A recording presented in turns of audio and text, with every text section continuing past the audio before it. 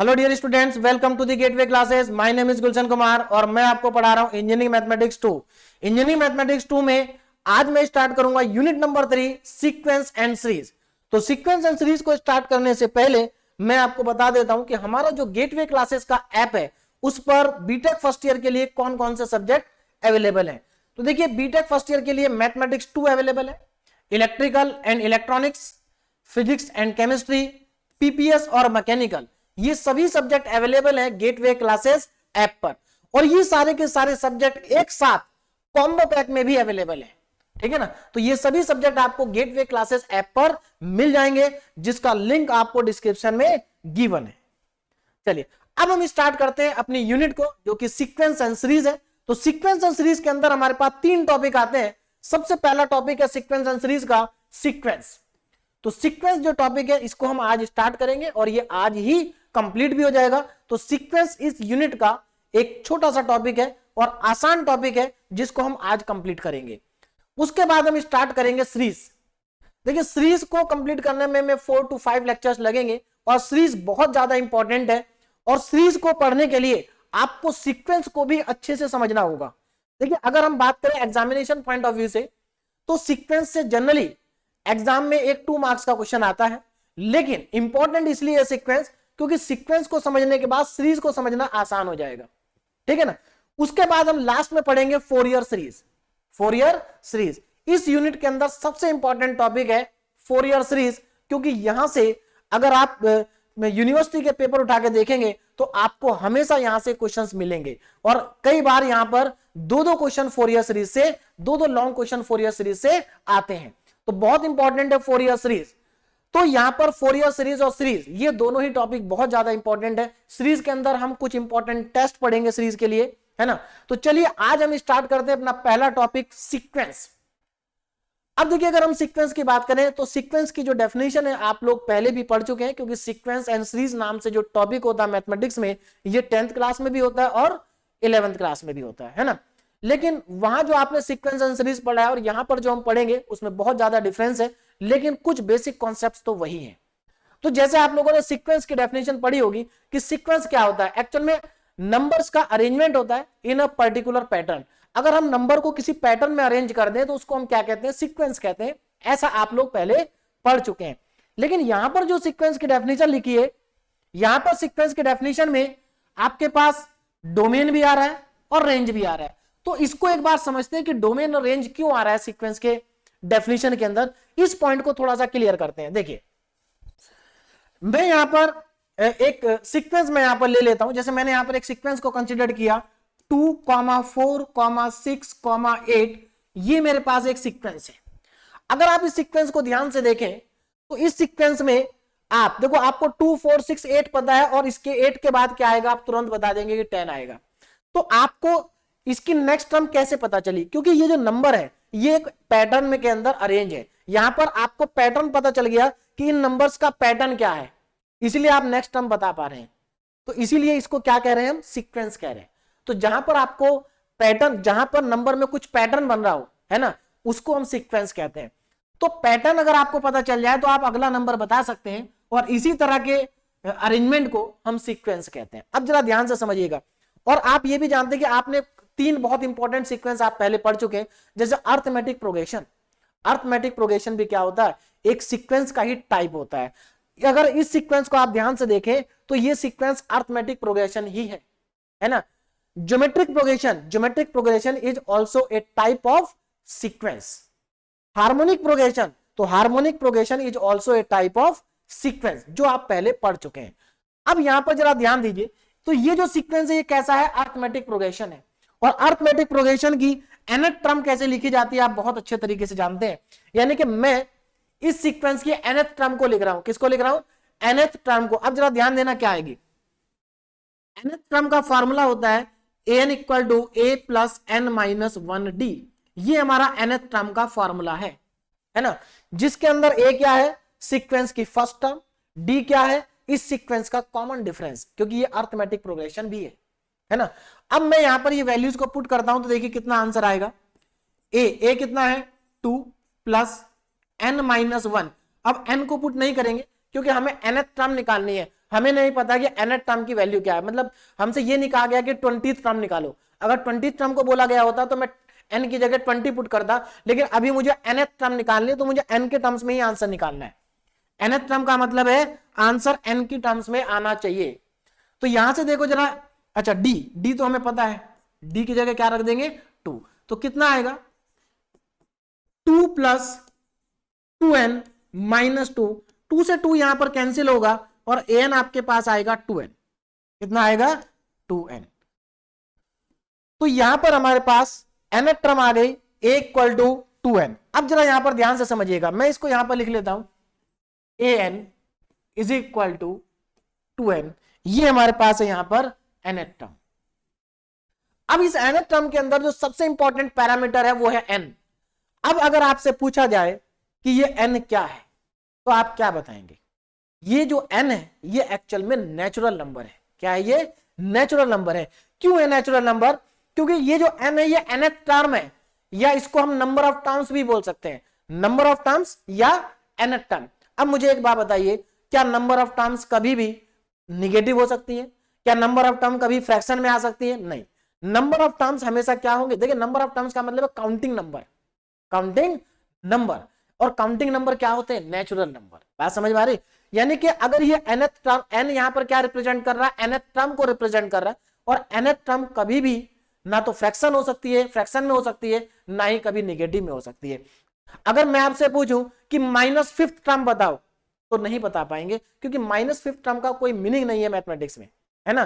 तो number of terms हमेशा, या -5 नंबर ऑफ टर्म्स, ये भी गलत है।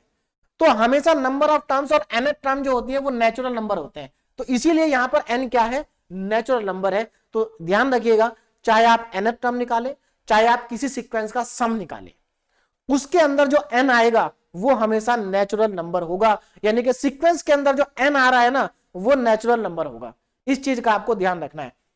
तो इस सीक्वेंस के अंदर जो n है वो नेचुरल नंबर है। अब जरा ध्यान देना, अब यहां पर अगर मैं n की जगह 1 पुट करता हूं तो हमें क्या मिलेगा? n की जगह 1 पुट करने पे हमें मिलेगा a1, और a1 की वैल्यू कितनी आएगी? 2, यानी कि a1 कितना है? 2। जब मैं n की जगह 2 पुट करूंगा तो a2 कितना है? 4। n की जगह 3 पुट करेंगे a3 की वैल्यू कितनी आएगी? 6, और a4 की वैल्यू कितनी आएगी? 8। अब आप यहां पर देख सकते हैं, अगर आप सीक्वेंस के अंदर n की वैल्यू पुट कर दें तो आपको जो वो सीक्वेंस था, उस सीक्वेंस के अंदर जो नंबर आ रहे थे वो सारे नंबर्स आपको मिल जाएंगे, जैसा कि यहां पर मिल रहे हैं। बात समझ में आ गई? तो सीक्वेंस में अब ये जो n है ये नेचुरल नंबर है, इतना आपको समझ में आ गया होगा। अब एक चीज और ध्यान दीजिए, आप लोगों ने फंक्शन चैप्टर भी पढ़ा है, 11th में भी पढ़ा है, 12th में भी पढ़ा है ना। जैसे फॉर एग्जांपल मैं यहां पर एक फंक्शन लिखता हूं y इक्वल टू x²। तो इस फंक्शन में जो x की वैल्यू होती है, आप x के प्लेस पे जो वैल्यू पुट करते हो उसको क्या कहते हैं? डोमेन कहते हैं।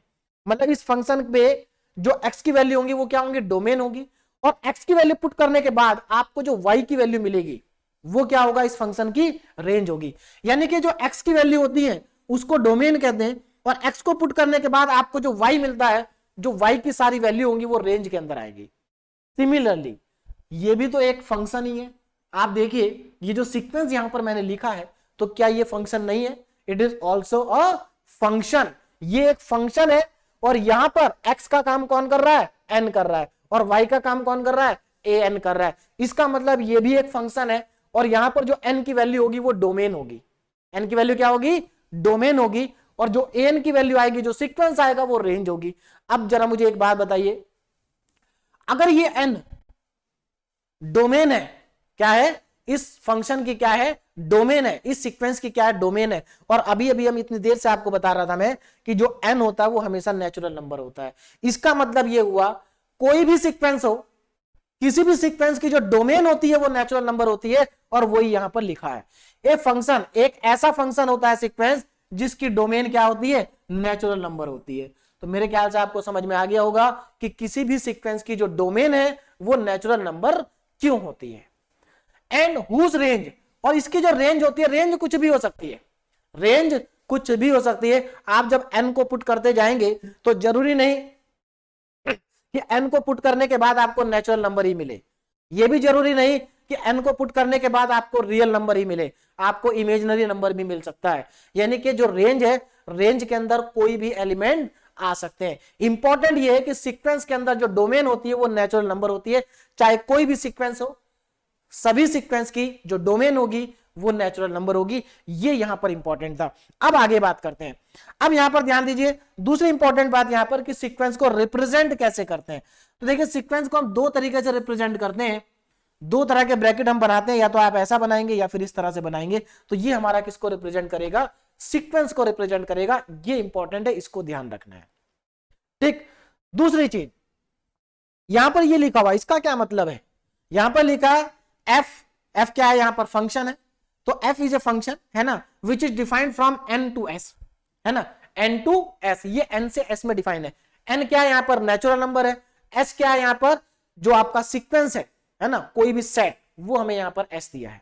तो एक्चुअल में जैसे मैंने आपको बताया, जैसे फंक्शन क्या होता है ना, फंक्शन डोमेन से रेंज में डिफाइन होता है ना, ये डोमेन है इसकी, और इधर क्या आ जाएगी, रेंज आ जाएगी। तो ये फंक्शन कहां से कहां डिफाइन है, नेचुरल नंबर से लेकर के इस सेट तक डिफाइन है। तो जैसे फंक्शन को डिफाइन करते हैं वैसे हम सीक्वेंस को भी डिफाइन करते हैं। इसमें भी एक आपका डोमेन होता है, एक डोमेन का सेट होता है और एक रेंज का सेट होता है। जैसे कि फंक्शन में एक डोमेन का सेट होता है, एक रेंज का सेट होता है, वैसे ही सीक्वेंस में भी एक डोमेन का सेट होता है और एक रेंज का सेट होता है। इसीलिए इसको ऐसे लिखा गया है। अभी इसको और थोड़ा सा आगे चल के समझ में आएगा। चलिए अब हम आगे चलते हैं और बात करते हैं रियल सीक्वेंस की। हमने सीक्वेंस पढ़ लिया कि सीक्वेंस क्या है ना। अब हम बात करते हैं रियल सीक्वेंस की कि ये रियल सीक्वेंस क्या है। देखिए रियल सीक्वेंस सिंपल है, अगर किसी भी सीक्वेंस की जो रेंज है, अगर रेंज के अंदर केवल और केवल रियल नंबर आ रहे हैं तो वो सीक्वेंस रियल सीक्वेंस होगा। देखो यहां पर मैंने आपको बताया था कि रेंज के अंदर कुछ भी आ सकता है, रियल नंबर भी आ सकते हैं, इमेजिनरी भी आ सकते हैं, है ना। लेकिन अगर सीक्वेंस का नाम ही रियल सीक्वेंस है तो इसके अंदर केवल रियल नंबर ही आएंगे, है ना, सीक्वेंस ऑफ रियल नंबर। तो सिंपल समझ में आ गया होगा रियल सीक्वेंस का मतलब। अब जरा ध्यान देखो, यहां भी लिखा हुआ है जो ये रेंज है हमारी, यहां पर केवल रियल नंबर है। देखो इस एग्जांपल से और आपको क्लियरली समझ में आ जाएगा। एग्जांपल देखो जरा ध्यान से, है ना। एग्जांपल में देखिए क्या है, देखिए एग्जांपल हमें दिया है, यहां पर हमारे पास एक सीक्वेंस है x n equal to n plus one, ये हमें दिया हुआ एक सीक्वेंस। अब हमें चेक करना है कि ये सीक्वेंस जो है कैसा है, रियल सीक्वेंस है। देखते हैं कि रियल है कि नहीं है, देखिए जरा।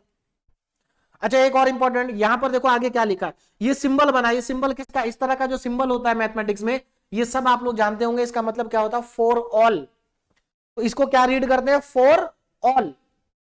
तो फॉर ऑल, अब उसके बाद लिखा n, small n. Small n क्या है, जो यहां पर लिखा है, for all small n belongs to, दूसरा सिंबल है बिलोंग्स का, बिलोंग्स टू नेचुरल नंबर। तो इसको कैसे रीड करते हैं, x n equal to n plus one for all n belongs to natural number, है ना, बिलोंग्स टू नेचुरल नंबर। अब जरा ध्यान देना, इस सीक्वेंस को मैं लिख रहा हूं, यानी कि एन के प्लेस पे आपको नेचुरल नंबर रखना है। देखो इस सीक्वेंस को मैं लिखने जा रहा हूं, देखिए सीक्वेंस में क्या क्या आएगा, एक्स एन, ये हमारा सीक्वेंस है। और इस सीक्वेंस के अंदर जो एलिमेंट आएंगे वो मैं यहां लिख रहा हूं। देखो एन की वैल्यू को अगर मैं 1 पुट करूंगा तो 2 आएगा, 2 पुट करूंगा 3 आएगा, 3 पुट करूंगा 4 आएगा, 4 पुट करूंगा 5 आएगा, और आप इसको पुट करते चले जाइए, आपको इसी तरह के नंबर मिलेंगे। और आप जरा ध्यान से देखिए, ये जो नंबर है ये क्या है, सब रियल नंबर ही तो है। क्या इस सीक्वेंस में कभी भी कोई इमेजिनरी नंबर आएगा, नहीं आएगा, सब रियल नंबर आएंगे। और इसमें तो सारे इंटीजर ही आ रहे हैं, है ना। तो ये सीक्वेंस कैसा है, ये रियल सीक्वेंस है। तो जहां पर सीक्वेंस के अंदर केवल रियल नंबर आ रहे हैं वो हमारा क्या होगा, रियल सीक्वेंस होगा। अब चलते हैं हम रेंज ऑफ सीक्वेंस पे कि सीक्वेंस की रेंज क्या होती है ना। तो वैसे तो आपको पता चली गया, रेंज मतलब जब हम सीक्वेंस में एन की वैल्यू पुट करेंगे तो एन की वैल्यू पुट करने के बाद हमें जो मिलेगा वो रेंज होगी, हमें क्या जो मिलेगा वो क्या होगी, रेंज होगी। लेकिन इसमें एक इंपॉर्टेंट चीज ध्यान रखनी है, जो आपको मिला अगर उसके अंदर कुछ एलिमेंट रिपीट हो रहे हैं तो आपको रिपीट होने वाले एलिमेंट को एक ही बार लेना है। रेंज के अंदर सारे एलिमेंट क्या होने चाहिए, डिस्टिंक्ट होने चाहिए। जैसा कि एक्चुअल में रेंज क्या होता है, रेंज एक सेट होता है, सेट ऑफ एलिमेंट्स। और आप सब अच्छे से जानते हैं कि सेट के अंदर एलिमेंट रिपीट नहीं करते हैं। अगर सेट के अंदर एलिमेंट रिपीट कर रहे हैं तो आप उनको एक ही बार लिखते हैं, ऐसा आप सेट में पढ़ चुके हैं। तो यहां पर भी वही है, the set of all distinct term, है ना, all distinct term of A sequence, किसी भी सीक्वेंस के जितने भी डिस्टिंक्ट टर्म है, अलग अलग टर्म्स है, वही रेंज कहलाएंगी। देखो जरा कैसे एग्जांपल से समझते हैं। यहां पर ये एक एग्जांपल दिया हमें, इस एग्जांपल से समझ में आ जाएगा। इस सीक्वेंस को मैं लिखने जा रहा हूं xn इक्वल टू -1 की whole power n for all n belongs to natural number. यहां पर जो n है वो नेचुरल नंबर को बिलोंग कर रहा है, ये बार बार लिखा हुआ मिलेगा, इसका मतलब आपको समझ में आ जाना चाहिए कि स्मॉल n जो है वो नेचुरल नंबर है। अब इस सीक्वेंस को मैं लिखने जा रहा हूं, जरा ध्यान देना इसमें क्या क्या एलिमेंट्स आएंगे। xn, इस सीक्वेंस के अंदर एलिमेंट देखो जरा, अगर मैं n की जगह 1 पुट करूंगा तो -1 आएगा, अगर मैं n की जगह 2 पुट करूंगा तो +1 आएगा, क्योंकि -1 की पावर 2 प्लस हो जाएगा। फिर 3 पुट करेंगे तो -1 आएगा, 4 पुट करेंगे +1 आएगा, 5 पुट करेंगे -1 आएगा, और इस तरह से ये चलते ही जाएगा। ठीक, अब जरा ध्यान से देखो, इस पूरे सीक्वेंस के अंदर आप n की वैल्यू कितनी भी पुट करते चले जाए, इस पूरे सीक्वेंस के अंदर दो ही नंबर आपको दिखाई दे रहे हैं, एक -1 और एक 1, यानी कि इस सीक्वेंस के अंदर -1 और 1 के अलावा कोई दूसरा नंबर नहीं आएगा। तो अब मुझे बताइए क्या इसकी रेंज क्या होगी। इसकी रेंज देखिए क्या होगी, रेंज ऑफ सीक्वेंस। तो इसकी अगर आप रेंज लिखने जाएंगे तो क्या इसकी रेंज में सारे नंबर लिखे हुए आप, नहीं। डेफिनेशन क्या है, the set of all distinct term, इसके अंदर जितनी भी डिस्टिंक्ट टर्म है रेंज में आप केवल वही लिखेंगे, और इसमें डिस्टिंक्ट टर्म केवल दो ही है, -1 और +1, तो इसकी रेंज हो गई -1 और +1, तो इसकी रेंज में दो ही एलिमेंट आ रहे हैं। एक और एग्जांपल देखिए, नीचे लिखा है, इसको भी मैं यहां पर लिख रहा हूं xn। इस सीक्वेंस के अंदर देखिए जरा क्या क्या आएगा। n अगेन नेचुरल नंबर है, जब n की जगह आप 1 पुट करेंगे तो 1 का स्क्वायर 1, 2 पुट करेंगे 2 का स्क्वायर 4, 3 पुट करेंगे तो स्क्वायर 9 हो जाएगा, 4 पुट करेंगे स्क्वायर 16 हो जाएगा, 5 पुट करेंगे स्क्वायर 25 हो जाएगा, और इसी तरह से ये चलते जाएगा। अब इस सीक्वेंस को जरा ध्यान से देखिए, क्या इस सीक्वेंस के अंदर कभी कोई भी नंबर रिपीट करेगा क्या, कभी नहीं रिपीट करेगा, सारे नंबर डिस्टिंक्ट है, अलग अलग है। इसका मतलब इसकी जो रेंज है, इसकी रेंज भी यही है, इसकी रेंज में भी सारे एलिमेंट आएंगे जो सीक्वेंस में आ रहे हैं। तो अगर मैं यहां पर इसकी रेंज को लिखूं तो देखो इसकी रेंज क्या होगी, रेंज यहां पर जो इसकी रेंज होगी वो सारे एलिमेंट ही आ जाएंगे जो सीक्वेंस में आ रहे हैं, 1 4 1 4 9 16 है ना, 25 और डैश डैश डैश, यानी कि यहां पर जो सीक्वेंस के अंदर एलिमेंट है वही इसकी रेंज के अंदर भी होंगे। तो मेरे ख्याल से आप सीक्वेंस रेंज का मतलब आपको समझ में आ गया होगा कि रेंज सीक्वेंस के अंदर से ही आती है, लेकिन उसमें एलिमेंट्स रिपीट नहीं करते हैं। अब आगे चलते हैं, नेक्स्ट हमारा इसमें है कांस्टेंट सीक्वेंस। अब इसका कांस्टेंट सीक्वेंस का क्या मतलब है, जरा ध्यान से समझिए। ए सीक्वेंस xn, ये जो सीक्वेंस है हमारे पास, ये डिफाइंड एज कांस्टेंट सीक्वेंस को देखो डिफाइन किया गया है xn इक्वल टू c, ये कांस्टेंट सीक्वेंस। c क्या है, यहां पर कोई भी एक कांस्टेंट है। For all n belongs to natural number is called constant sequence. तो इस तरह के सीक्वेंस को हम क्या कहते हैं, कांस्टेंट सीक्वेंस कहते हैं। अब जरा ध्यान से समझिए इसका मतलब क्या है।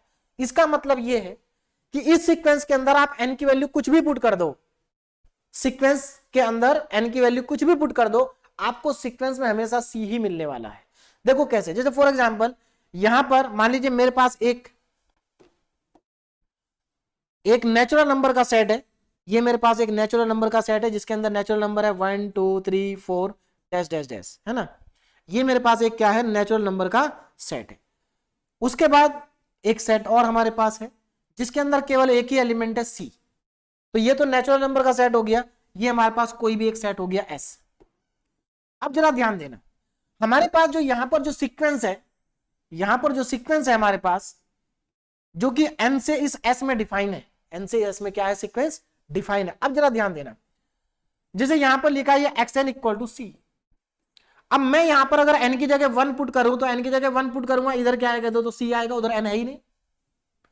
फिर मैं इस n की जगह पर 2 पुट करता हूं तब भी c आएगा, n की जगह पर 3 पुट करता हूं तो उसके बाद भी आपके पास क्या आएगा, c ही आएगा। यानी कि आप कुछ भी पुट करते जाइए आपके पास वैल्यू हमेशा c ही आने वाली है। xn भी c है, 1 भी c है, 2 भी c है, 3 भी c है, सब c है। इसका मतलब ये हुआ आप n की जगह पर 1 पुट करोगे तब भी आपको c मिलेगा, 2 पुट करोगे तब भी c मिलेगा, 3 पुट करोगे c मिलेगा, 4 पुट करोगे c मिलेगा। यानी कि आप n की वैल्यू कोई भी नेचुरल नंबर रखो आपको आंसर में हमेशा c मिलेगा। तो ऐसे सीक्वेंस को कहते हैं कांस्टेंट सीक्वेंस, है ना। अब ये सीक्वेंस है तो कांस्टेंट सीक्वेंस कह रहे हैं। अगर मैं y इक्वल टू सी लिख दूंगा तो इसको कांस्टेंट फंक्शन कहेंगे। बात समझ में आ रही है ना, क्या कहेंगे, कांस्टेंट फंक्शन। तो कांस्टेंट सीक्वेंस भी कांस्टेंट फंक्शन ही होता है। बात समझ में आ गई। चलिए अच्छा, इसकी रेंज की बात करें, रेंज क्या होगी इसकी, तो देखो रेंज क्या होगा, रेंज में केवल एक ही एलिमेंट आएगा। देखो सीक्वेंस में तो सी रिपीट कर रहा है, लेकिन रेंज में एलिमेंट रिपीट नहीं करता है, इसलिए इसकी रेंज में एक ही एलिमेंट आएगा और वो है सी।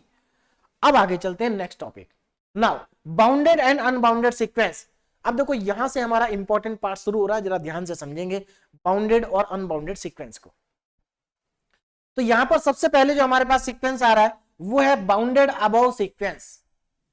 बाउंडेड अबव है ना, देखो नाम में ही इसका मतलब समझ में आ रहा है, बाउंडेड अबव सीक्वेंस मतलब एक ऐसा सीक्वेंस जिस सीक्वेंस के अंदर सबसे बड़ा नंबर तो हमें पता होगा।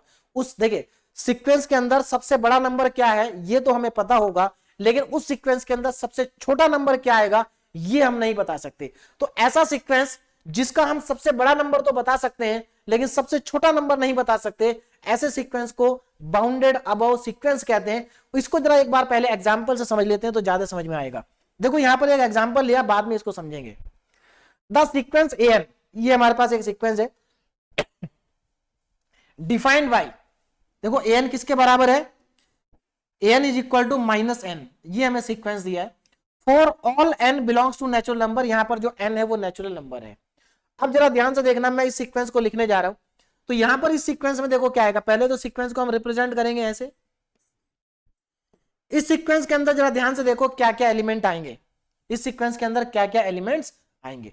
अगर मैं n की जगह नेचुरल नंबर पुट कर रहा हूं, ध्यान देना जरा, अगर मैं n के प्लेस पे 1 पुट करता हूं तो -1 मुझे मिलेगा। अगर मैं 2 पुट करूंगा तो मुझे मिलेगा -2। अगर n के प्लेस पे 3 पुट करेंगे तो -3, 4 पुट करेंगे तो -4, और ऐसे ही चलते जाएगा ये सीक्वेंस। ये कभी खत्म नहीं होगा, कभी भी खत्म नहीं होगा। अब मुझे एक बात बताइए, इस सीक्वेंस की सबसे बड़ा नंबर कौन सा है इस सीक्वेंस के अंदर, -1। -1 इस सीक्वेंस का सबसे बड़ा नंबर है। देखो ध्यान से, -1 क्या है, सबसे बड़ा नंबर है। अब मैं अगर आपसे पूछूं कि मुझे इस सीक्वेंस का सबसे छोटा नंबर बता दो, क्या होगा, तो सबसे छोटा नंबर नहीं बता पाएंगे। बात समझ में आ रही है ना, क्योंकि ये सीक्वेंस तो इनफाइनाइट तक जाएगा, माइनस इनफाइनाइट तक ये सीक्वेंस जाएगा, तो हम सबसे छोटा नंबर नहीं बता सकते, है ना, लेकिन सबसे बड़ा नंबर तो बता सकते हैं, -1। तो ये किस टाइप का सीक्वेंस हो गया, ये हो गया बाउंडेड अबव सीक्वेंस, यानी कि ऐसा सीक्वेंस जिसमें आपको सबसे बड़ा नंबर तो पता हो, अबव मतलब सबसे बड़ा नंबर तो आपको मालूम है लेकिन सबसे छोटा नंबर नहीं मालूम। यानी कि इस सीक्वेंस का अपर पार्ट आपको मालूम है, अपर बाउंड मालूम है, लोअर बाउंड मालूम नहीं है। तो जहां पर आपको अपर बाउंड पता हो तो उसको कहते हैं बाउंडेड अबव सीक्वेंस। तो यहां पर देखो वही लिखा है, a sequence is said to be bounded above if, अब यहां पर देखो ये सिंबल बना हुआ है, इस सिंबल का मतलब होता है there exist, if there exist और real number k such that n is less than equal to k। यानी कि इसका मतलब देखो क्या है, यहां पर जो ये लिखा हुआ है इसका मतलब क्या है कि ये जो हमारा सीक्वेंस होगा, ये जो सीक्वेंस होगा इसमें जो सबसे बड़ा नंबर है हमारा k, इस सीक्वेंस के अंदर जितने भी एलिमेंट आएंगे वो k से या तो छोटे होंगे या k के बराबर होंगे, है ना। For all n belongs to natural number, यहां पर इक्वल का साइन नहीं है, for all n belongs to natural number, यहां पर n जो है वो नेचुरल नंबर को बिलोंग कर रहा है। अब जरा यहां पर ध्यान देना, इसको इस पार्ट से इसको समझते हैं। देखो यहां पर k कितना है, k सबसे बड़ा नंबर होता है, तो यहां पर इस सीक्वेंस के अंदर सबसे बड़ा नंबर क्या है, -1। इसका मतलब ये हुआ कि हमारा जो an है, जो सीक्वेंस है वो लेस देन इक्वल टू -1 रहेगा। क्या रहेगा, -1। और यहां पर जो वेयर k क्या है, k is the upper bound. तो अगर मैं आपसे पूछूं इस सीक्वेंस का अपर बाउंड क्या है, तो इस सीक्वेंस का अपर बाउंड है -1। क्या है इसका अपर बाउंड, कितना है, -1। Upper bound -1। तो मेरे ख्याल से बाउंडेड अबव सीक्वेंस आपको समझ में आ गया होगा। ऐसा सीक्वेंस जिस सीक्वेंस के अंदर आपको सबसे बड़ा नंबर तो पता होगा लेकिन सबसे छोटा नंबर आप नहीं बता सकते, उसको कहते हैं बाउंडेड अबव सीक्वेंस। ठीक है, अब चलते हैं नेक्स्ट। तो बाउंडेड अबव का मतलब समझ में आ गया। अब आता है bounded below sequence. Bounded below sequence यानी कि ऐसा सीक्वेंस जिसका सबसे छोटा नंबर तो आपको पता होगा लेकिन आप सबसे बड़ा नंबर नहीं बता पाएंगे, उसको क्या कहेंगे, बाउंडेड बिलो सीक्वेंस। और जो सबसे छोटा नंबर होगा उसको कहते हैं लोअर बाउंड। क्या कहते हैं? Lower bound. तो a sequence is said to be bounded below if there exist और रियल नंबर के, यहां पर स्मॉल के यूज हो रहा, ध्यान रखना, सच दैट, तो यहां पर जो हमारा सीक्वेंस है देखो वो के से क्या है? ग्रेटर देन इक्वल टू है। के से क्या है? ग्रेटर देन इक्वल टू है। ठीक। For all n belongs to natural number, for all n belongs to natural number. अब जरा इसको भी ध्यान से समझिएगा, पहले एग्जांपल से समझते हैं इसको भी। देखो नीचे एग्जांपल लिखा है, the sequence n is defined by, यहां पर देखो ये सीक्वेंस इस तरह से डिफाइन है हमारे पास, और मैं इस सीक्वेंस को लिखने जा रहा हूं। देखिए क्या क्या आएगा सीक्वेंस के अंदर। एन, इस सीक्वेंस के अंदर कौन कौन से एलिमेंट आएंगे? सबसे पहले एन क्या है? नेचुरल नंबर है। अगर मैं एन की जगह पर 1 पुट करूं तो 2 आएगा, मुझे 2 मिलेगा। एन के प्लेस पर अगर मैं 2 पुट करूंगा तो 2 की पावर 2 4 हो जाएगा। 3 पुट करेंगे तो 2 की पावर 3 8 हो जाएगा।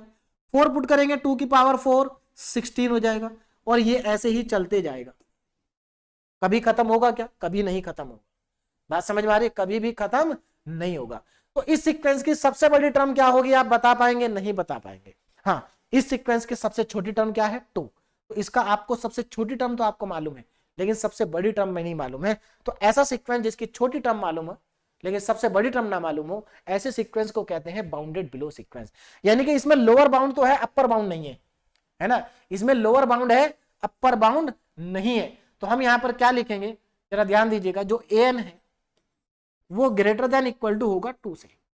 यानी कि इस सीक्वेंस के अंदर सारे नंबर, या तो जो सारे नंबर्स होंगे या तो 2 या 2 से बड़े होंगे। ठीक है ना? तो ऐसे सीक्वेंस को क्या कहते हैं? Below, bounded below sequence. तो मेरे ख्याल से बाउंडेड अबव सीक्वेंस और बाउंडेड बिलो सीक्वेंस दोनों का अंतर आपको समझ में आ गया होगा कि दोनों में अंतर क्या है। और यहां पर जो हमारा 2 है ये क्या है? लोअर बाउंड है। तो यहां पर लोअर बाउंड कितना है? 2। तो लोअर बाउंड हमारे पास आ गया 2, लोअर बाउंड। तो इसका लोअर बाउंड है 2। ठीक है ना? तो आपको एग्जाम्पल भी मैंने बता दिया दोनों का, और टॉपिक भी आपको मेरे ख्याल से समझ में आ गया होगा। अब हम आगे चलते हैं और नेक्स्ट हमारा है बाउंडेड सीक्वेंस। अभी तक हमने बाउंड अबव सीक्वेंस पढ़ा, बाउंड बिलो सीक्वेंस पढ़ा, अब हम बाउंडेड सीक्वेंस पढ़ेंगे। देखो बाउंडेड सीक्वेंस एक ऐसा सीक्वेंस होगा जिसमें आपको लोअर बाउंड भी पता होगा और अपर बाउंड भी पता होगा। यानी कि ऐसा सीक्वेंस जिसका सबसे छोटा नंबर भी आपको मालूम है और सबसे बड़ा नंबर भी आपको मालूम है, ऐसे सीक्वेंस को कहते हैं बाउंडेड सीक्वेंस, है ना? अब देखो एक बार डेफिनेशन देख लेते हैं। A sequence n is said to be bounded if there exist 2 real number small K and capital K, है ना? यहां पर स्मॉल के छोटा है और कैपिटल के क्या है? बड़ा नंबर है। सच दैट देखो अब यहां पर समझो इसको। बाउंडेड सीक्वेंस में क्या होगा? जो आपका सीक्वेंस है वो कोई भी 2 नंबर के बीच में ही लाई करेगा। यानी कि बाउंडेड सीक्वेंस का आपको लोअर बाउंड भी मालूम है और अपर बाउंड भी मालूम है। स्मॉल के क्या है? इसका लोअर बाउंड, और कैपिटल के क्या है? Upper bound. देखो लिखा है नीचे, the lower bound k and upper bound capital K may और may not be belong to the sequence. मतलब इसका ये यहां पर बताना चाह रहे हैं कि जो ये लोअर बाउंड और अपर बाउंड है, हो सकता है ये सीक्वेंस के अंदर इंक्लूड हो सकता है सीक्वेंस के अंदर इंक्लूड ना हो। ऐसा क्यों है मैं अभी थोड़ी देर के बाद बताऊंगा। ठीक है ना? Hence a sequence is said to be bounded if there exist both upper bound and lower bound। यानी कि एक ऐसा सीक्वेंस जिसमें लोअर बाउंड भी है और अपर बाउंड भी है, यानी कि जिस सीक्वेंस का आपको सबसे छोटा नंबर भी पता है और सबसे बड़ा नंबर भी पता है, ऐसे सीक्वेंस को हम बाउंडेड सीक्वेंस कहते हैं। जबकि बाउंडेड अबव सीक्वेंस क्या होता था? जिसका सबसे बड़ा नंबर पता है, मतलब अपर बाउंड पता है। और आपका बिलो बाउंड क्या होता है? जहां पर आपको लोअर बाउंड पता है, और बाउंडेड जहां पर दोनों पता है, अपर बाउंड भी एंड लोअर बाउंड भी। ऐसे सीक्वेंस को हम कहते हैं बाउंडेड सीक्वेंस। तो ये मेरे ख्याल से आपको समझ में आ गया होगा। और हमेशा की तरह n क्या है? नेचुरल नंबर है, n belongs to natural number. अब लास्ट में बात करते हैं अनबाउंडेड सीक्वेंस की, फिर इसके एग्जांपल करेंगे। अनबाउंडेड सीक्वेंस, सिंपल सी बात है, जो सीक्वेंस बाउंडेड नहीं है वो अनबाउंडेड होगा। जैसे हमारा बाउंडेड अबव सीक्वेंस है वो भी अनबाउंडेड है। क्यों? क्योंकि वो एक तरफ से ही तो बाउंडेड है, दूसरी तरफ से तो अनबाउंडेड है। और बाउंडेड अबव हो या बाउंडेड बिलो हो, सब अनबाउंडेड सीक्वेंस है, केवल यही बाउंडेड है। बाउंडेड सीक्वेंस मतलब जिसमें अपर बाउंड लोअर बाउंड दोनों हो। अनबाउंडेड सिस्टम, अनबाउंडेड सीक्वेंस मतलब जिसमें या तो अपर बाउंड और लोअर बाउंड दोनों ही ना हो, या दोनों में से कोई एक हो, उसको कहते हैं अनबाउंडेड सीक्वेंस। अब इसके बाउंडेड सीक्वेंस के एग्जांपल करते हैं तो और क्लियर हो जाएगा आपको। ये हमारे पास एक एग्जांपल आ गया, द सीक्वेंस डिफाइंड बाय, ये हमारे सीक्वेंस डिफाइन है ना, for all n belongs to natural number. अब यहां पर देखते हैं कि ये सीक्वेंस बाउंडेड है या नहीं, चेक करते हैं कि ये सिस्टम बाउंडेड है या नहीं है।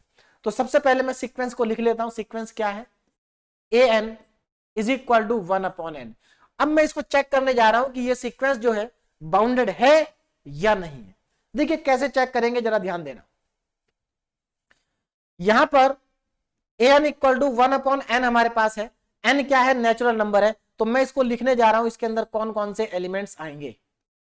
देखिए अगर आप n को 1 पुट करोगे तो आपको 1 मिलेगा, n को अगर आप 2 पुट करोगे तो 1/2 मिलेगा, n को अगर आप 3 पुट करोगे तो 1/3 मिलेगा, n को अगर आप 4 पुट करोगे तो 1/4 मिलेगा। और आप इसको पुट करते जाएंगे, आपको ऐसे ही नंबर मिलते जाएंगे। भाई कभी खत्म होगा क्या ये, कभी खत्म? अब यहां पर जरा ध्यान देना, क्या ये कभी खत्म होगा? देखो अब यहां पर ध्यान से समझना। देखिए इसमें क्या होगा, जब आप n की जगह 1 पुट करोगे तो 1/1 1 आ जाएगा, 1/2 1/3 1/4, ऐसे ही ये चलते जाएगा। कहां तक चलते जाएगा, अब जरा ध्यान देना। एक समय ऐसा आएगा जब n की वैल्यू आपको इनफाइनाइट हो जाएगी। क्या हो जाएगी? इनफाइनाइट। अब जरा ध्यान देना, देखो ये 1 है, ये और कम हुआ और कम हुआ और कम हुआ। इसकी मिनिमम वैल्यू कितनी हो सकती है? इसकी मिनिमम वैल्यू होगी 0। इसकी मिनिमम वैल्यू क्या होगी? 0 होगी। अब ध्यान से समझो जरा कैसे होगी 0। मैं यहां पर इसको समझाने के लिए आपको एक नंबर लाइन ले लेता हूं। ये मेरे पास है नंबर लाइन, है ना। इस नंबर लाइन पे मान लेता हूं कि 1 यहां पर आ रहा है और यहां पर आ रहा है 0। यहां पर क्या आ रहा है? 0 आ रहा है और ये आ रहा है 1। अब जरा ध्यान से समझना, जब आपने n की जगह 1 पुट करा तो आपको ये वैल्यू मिलेगी। अब अगर n की जगह आप 2 पुट करोगे तो आपको 1/2 मिलेगा, तो 1/2 यहां कहीं आएगा नंबर लाइन पे, है ना। अगर आप 3 पुट करोगे तो 1/3 यहां कहीं आएगा। फिर 4 पुट करोगे तो 1/4 यहां कहीं आ जाएगा, है ना, 1/4। फिर आगे चलते जाओगे 1/5, और एक समय ऐसा आएगा आप आगे बढ़ते जाओगे तो कहीं ना कहीं इनफाइनाइट भी आएगा, तो आप 1/इनफाइनाइट पुट करोगे। बात समझ में आ रही? और 1/इनफाइनाइट सब लोग जानते हैं कितना होता है? 0 होता है। कितना होता है? 0। इसका मतलब ये हुआ इस सीक्वेंस की जो अपर बाउंड है वो 1 है और इस सीक्वेंस का जो लोअर बाउंड है वो 0 है। क्या है? सीक्वेंस का लोअर बाउंड 0 है। इस सीक्वेंस की मिनिमम वैल्यू 0 है, इस सीक्वेंस की मैक्सिमम वैल्यू 1 है। बोलो बात क्लियर हो गई? यानी कि इस सीक्वेंस का मुझे लोअर बाउंड भी पता है, इस सीक्वेंस का मुझे अपर बाउंड भी पता है। तो जब हमें किसी भी सीक्वेंस का लोअर बाउंड और अपर बाउंड दोनों पता हो तो ऐसे सीक्वेंस को हम बाउंडेड सीक्वेंस बोलते हैं। तो ये सीक्वेंस भी कैसा हो गया? ये सीक्वेंस भी हमारा क्या है? बाउंडेड सीक्वेंस है, क्योंकि इसका लोअर बाउंड और अपर बाउंड दोनों हमें मालूम है। अब जरा यहां पर ध्यान से समझेंगे, लोअर बाउंड और अपर बाउंड हमें दोनों मालूम है, लेकिन यहां पर होगा क्या? देखो यहां पर एक चीज और लिखी थी कि the lower bound and upper bound may और may not belong to the sequence. Lower bound और अपर बाउंड सीक्वेंस को बिलोंग कर भी सकते हैं और नहीं भी कर सकते। यहां पर जरा ध्यान देना, यहां पर इसका लोअर बाउंड 0 है, अपर बाउंड 1 है, लेकिन जो लोअर बाउंड 0 है वो सीक्वेंस को बिलोंग नहीं करेगा। क्यों नहीं बिलोंग करेगा? इसको समझिए ध्यान से। बिलोंग इसलिए नहीं करेगा क्योंकि इस सीक्वेंस के जब 0 वैल्यू मिलेगी वो इनफाइनाइट पे मिलेगी, है ना। और इनफाइनाइट को हम कभी भी सीक्वेंस के अंदर नहीं रखते। बात समझ में आ गई? जैसे आप लोगों ने पहले भी पढ़ा होगा कि जब हम कहीं किसी इंटरवल में इनफाइनाइट लिखते हैं तो इंटरवल में कभी भी इनफाइनाइट को इंक्लूड नहीं करते हैं। इनफाइनाइट जब भी आप लिखते हैं, आप ओपन इंटरवल लगाते हैं, कभी भी आप इनफाइनाइट लिखने के बाद क्लोज इंटरवल का यूज नहीं करते, क्योंकि जो इनफाइनाइट है वो कभी भी किसी भी इंटरवल में इंक्लूड नहीं होता है। बात समझ में आ गई? इसलिए जो यहां पर 0 है वो इसका लोअर बाउंड है जरूर। हमें इस सीक्वेंस की मिनिमम वैल्यू मालूम है कि इस सीक्वेंस की मिनिमम वैल्यू 0 होगी, लेकिन हम 0 को अपने सीक्वेंस में इंक्लूड नहीं करेंगे। तो यहां पर जो सीक्वेंस का लोअर बाउंड है वो इंक्लूड नहीं होगा। तो देखो इसको अगर मैं लिखूंगा तो कैसे लिखूंगा? यहां पर जो हमारे पास 1/n है, इस 1/n की जो मिनिमम वैल्यू होगी वो 0 और मैक्सिमम वैल्यू 1 होगी, लेकिन ये मैंने गलत लिखा है। इसमें क्या गलती है? इसमें गलती ये है कि 1/n की जो वैल्यू है वो 0 से ग्रेटर देन इक्वल टू नहीं होगी। क्या होगी? ग्रेटर होगी। यानी कि यहां पर ये इक्वल टू का साइन नहीं आना चाहिए।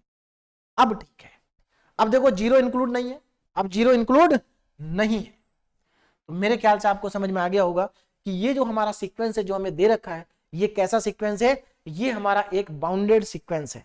कैसा है? बाउंडेड सीक्वेंस है। Given sequence is bounded sequence.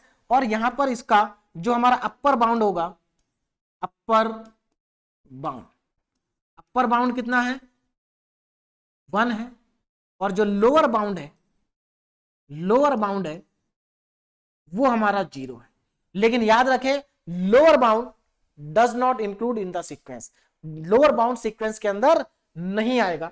तो ये हमारा बाउंडेड सीक्वेंस का एग्जांपल है। यहां पर हमें इस सीक्वेंस का मिनिमम वैल्यू भी पता है, हमें इस सीक्वेंस की मैक्सिमम वैल्यू भी पता है। तो लोअर बाउंड और अपर बाउंड का मतलब आपको समझ में आ गया। ये हमारा लोअर बाउंड और ये हमारा upper bound. Lower bound sequence के अंदर इंक्लूड नहीं है। बात समझ में आ गई? तो इसलिए हम यहां पर 0 नहीं लिखते हैं। चलिए अब हम आगे चलते हैं। नेक्स्ट हमारा टॉपिक स्टार्ट हो रहा है convergent, divergent and oscillatory sequence. और ज्यादातर जो क्वेश्चन एग्जाम में आता है 2 मार्क्स में, वो इन्हीं 3 टॉपिक में से आता है ना। 2 मार्क्स का question convergent, divergent and oscillatory sequence. अब जरा इन तीनों टर्म्स को ध्यान से समझते हैं, इन तीनों का मतलब क्या है। सबसे पहले हमारे पास यहां पर आता है कन्वर्जेंट सीक्वेंस। ये कन्वर्जेंट सीक्वेंस कैसा होता है ना? कन्वर्जेंट सीक्वेंस का मतलब समझते हैं कि कन्वर्जेंट सीक्वेंस क्या है। ऐसा सीक्वेंस जो कन्वर्ज हो जाता है। अब देखो कैसे पता करेंगे कोई भी सीक्वेंस कन्वर्ज कब होगा। इस sequence n is said to be convergent. कोई भी सीक्वेंस कन्वर्जेंट कब कहलाएगा? जरा ध्यान से समझे इस बात को।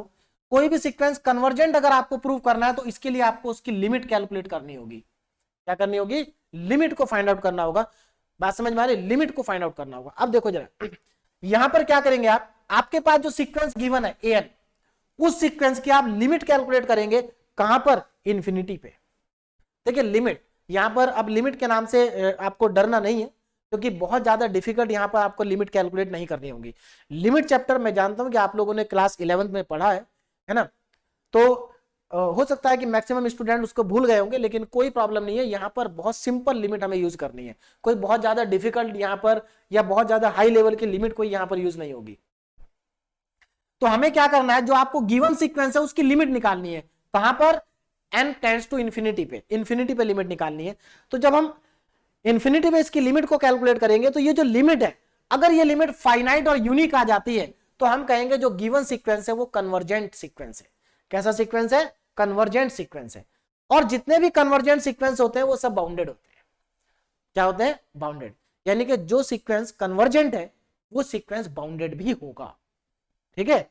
हाँ, लेकिन इसका उल्टा ट्रू नहीं है। अगर कोई सीक्वेंस बाउंडेड है वो कन्वर्जेंट हो भी सकता है और नहीं भी हो सकता है, दोनों बातें हैं। चलिए एग्जांपल से समझते हैं इसको। एग्जांपल अगेन फिर से वही है। देखो सेम एग्जांपल लिया है। अब हमने यहां पर देखा ये जो हमारा सीक्वेंस था ये बाउंडेड था। कैसा था? ये बाउंडेड था। अब इसी एग्जांपल को दोबारा ले लिया और हम प्रूव करेंगे कि ये कन्वर्जेंट भी है। तो इससे एक बात हमारी ये भी प्रूव हो जाएगी कि जो कन्वर्जेंट सीक्वेंस होता है वो बाउंडेड होता है। अगर ये कन्वर्जेंट भी है तो ये बाउंडेड तो पहले से ही है, हम प्रूव कर चुके हैं। तो चलो देखते हैं कि ये कन्वर्जेंट है या नहीं है। देखिए तो हमारे पास यहां पर जो सीक्वेंस है वो क्या है? an equal to 1/n। ये हमें गिवन सीक्वेंस है। अब मैं इसकी लिमिट को कैलकुलेट कर रहा हूं। क्या कर रहा हूं? इसकी लिमिट को कैलकुलेट कर रहा हूं। अगर इसकी लिमिट फाइनाइट और यूनिक आ गई तो इसका मतलब ये हमारा क्या है? सीक्वेंस कन्वर्जेंट है। चलिए लिमिट निकालते हैं। तो देखिए लिमिट कितनी होगी?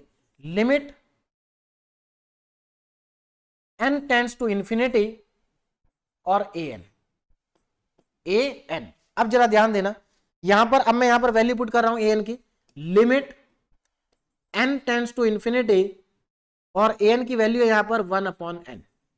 अब जरा ध्यान से समझिएगा, आपको मालूम है लिमिट में, अगर लिमिट में हम यहां पर लिमिट में वैल्यू कब पुट करते हैं? जब हमें कोई फाइनाइट वैल्यू मिल रही हो, है ना। अब मैं यहां पर n की जो लिमिट है वो पुट कर देता हूं। यहां पर लिमिट को पुट करने में कोई प्रॉब्लम नहीं है। तो यहां पर अगर मैं n की जगह इन्फिनिटी रखूंगा तो मुझे 1/infinity मिल जाएगा। जब आप n की वैल्यू को पुट करते हैं तो फिर जो लिमिट का ये सिंबल है, ये सिंबल हट जाता है और आपको यहां पर मिलेगा 1/infinity। और 1/infinity कितना होता है? 0। कितना आ गया? 0। इसका मतलब इस सीक्वेंस की जो लिमिट है वो 0 आ गई।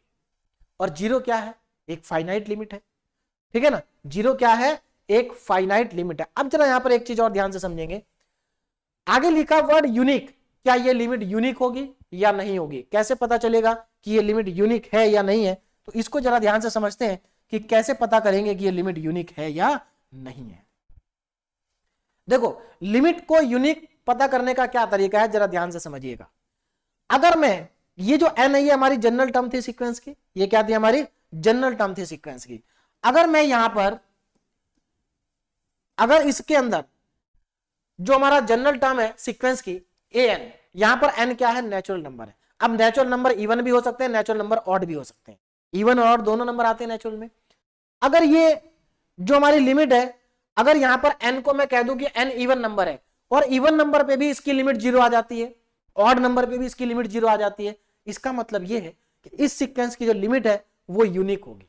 क्या होगी, यूनिक होगी। मैं कैलकुलेट करके दिखाता हूं। इफ, जरा ध्यान से देखिएगा, इफ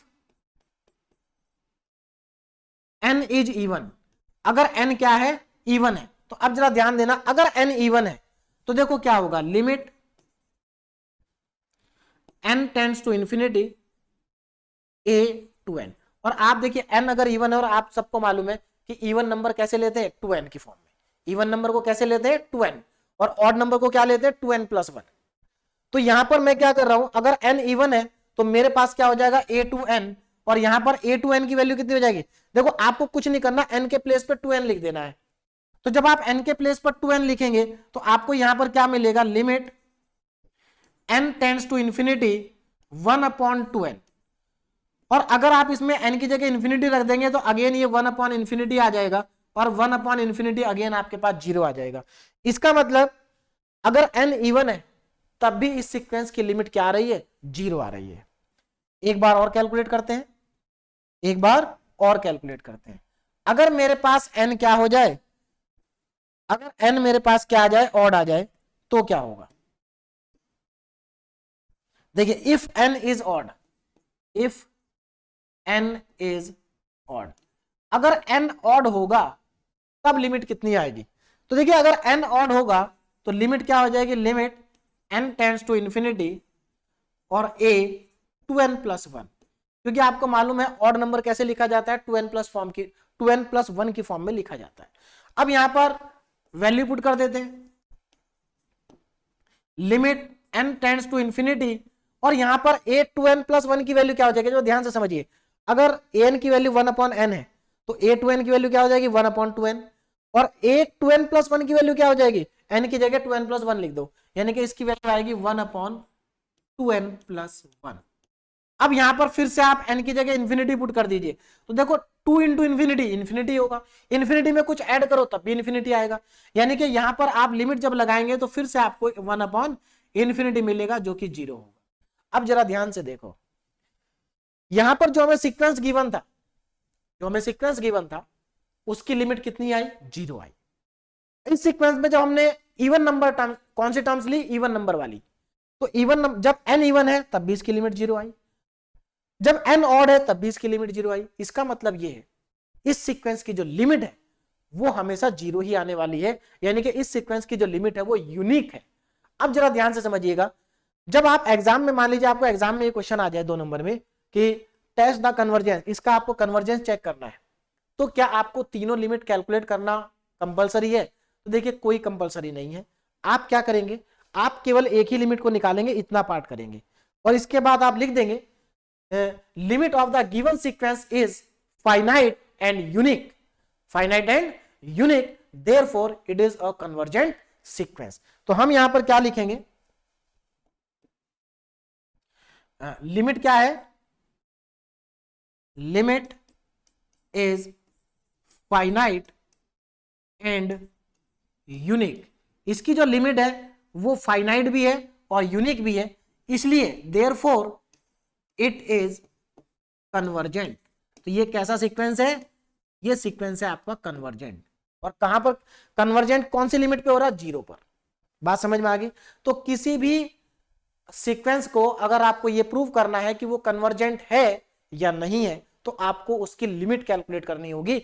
मैंने आपको पूरा प्रॉपर तरीका बता दिया, बाकी अगर आप इतना पार्ट भी करेंगे और उसके बाद लिख देंगे कि इसकी जो लिमिट यूनिक और फाइनाइट है, तो ये क्या होगा, कन्वर्जेंट हो। अब देखो सिंपल सी बात है, अगर आप n के प्लेस पे n 2n रखोगे या n के प्लेस पे 2n+1 रखोगे, आंसर सेम ही आएगा, आंसर पे कोई फर्क नहीं पड़ेगा, है ना। आंसर पे कहां पे फर्क पड़ेगा वो क्वेश्चन भी हमारे बाद में आएंगे।